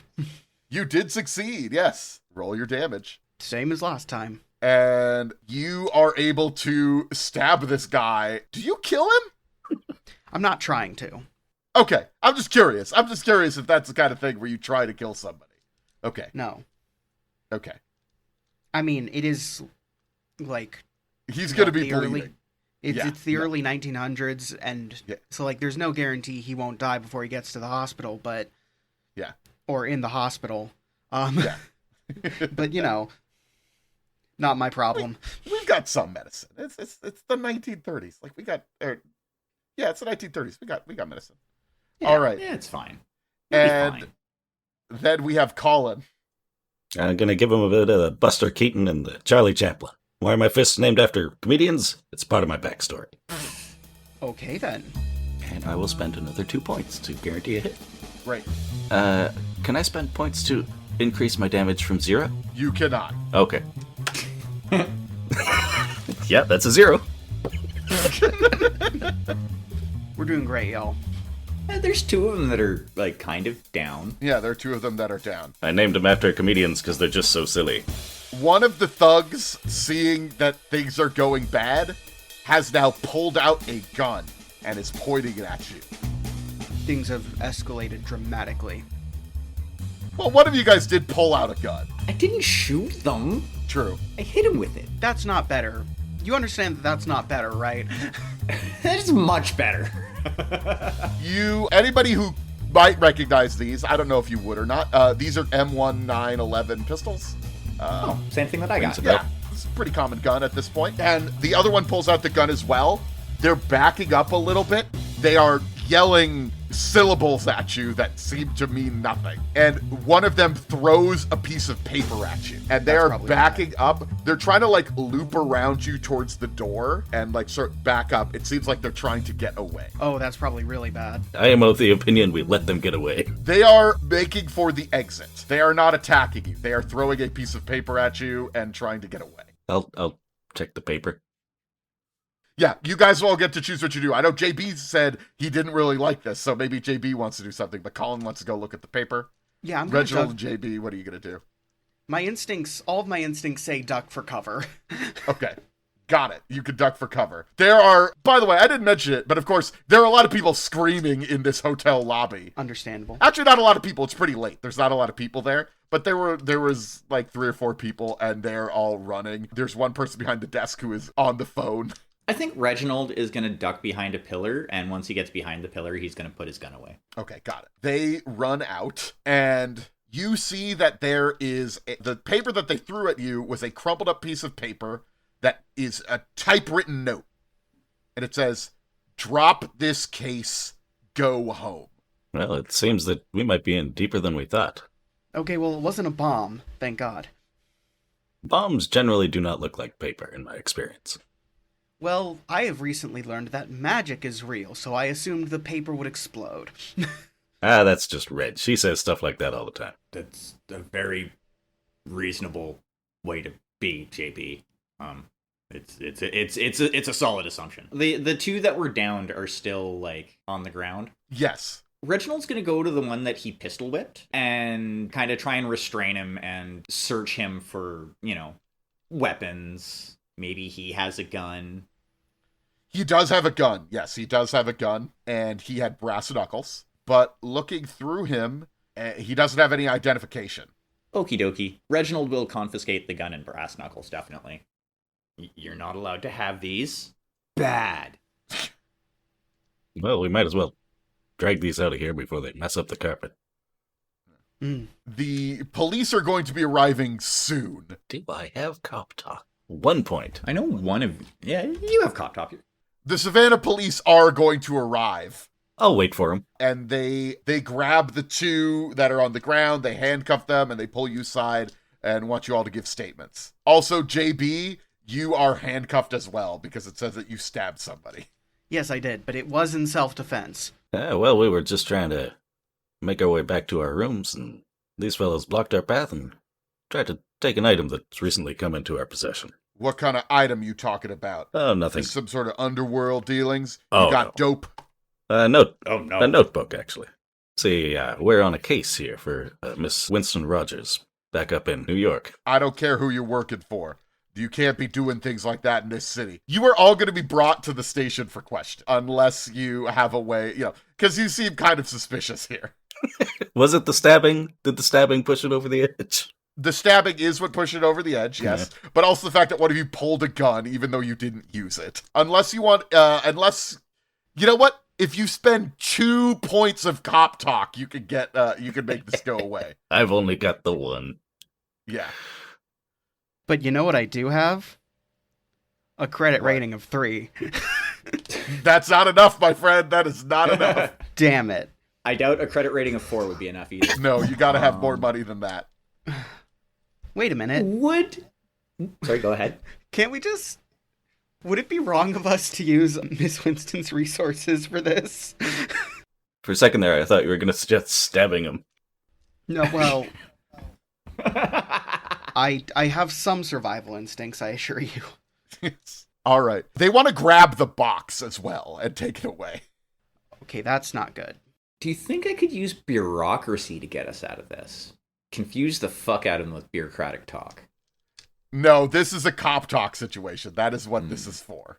You are being led out to the 4 of you. The 5 of you are being, because there's the 2 thugs, are being led out of the hotel. The box is there. The box is on the floor, and they are eventually going to pick it up and bring it as well. And as you're being led out of the area, in particular, as Reginald is sort of led out the door, there is an explosion from the box.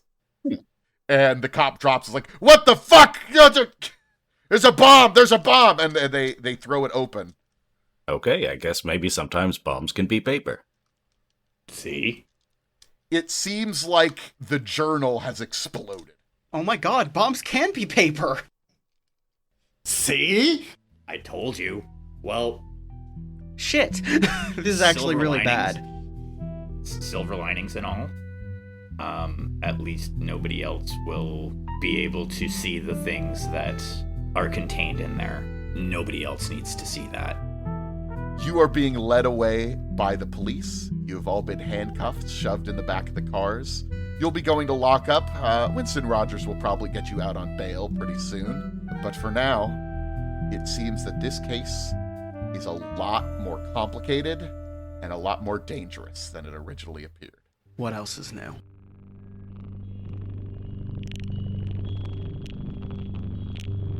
Thanks for listening. Daniel was our GM, Damien was Reginald, Nathan played JB Faulk, and Russell played Collin Kane. Our album art is by Trin at Tea Time Witch on Twitter, and our main theme is by Claire LW on SoundCloud. Links for them are in the show notes. Daniel is located in LA, which is currently on fucking fire, so if we need to take a break in the near future, that's why. But our next episode will continue our Eternal Lies story on January 29th, with Renee joining us as a permanent cast member. Special shout out to Black Flare, who should have had an ad this episode, but is a re-release, so that didn't feel right. If you'd like to support the show, our donate link is a part of the link tree in the show notes. We'll also have our monthly stream on the 26th. This month is Something Star Trek. I don't have a lot of details, but I have it on good authority that's what we're doing. Again, thanks for listening, and until next time, a lie only becomes a lie when you know better.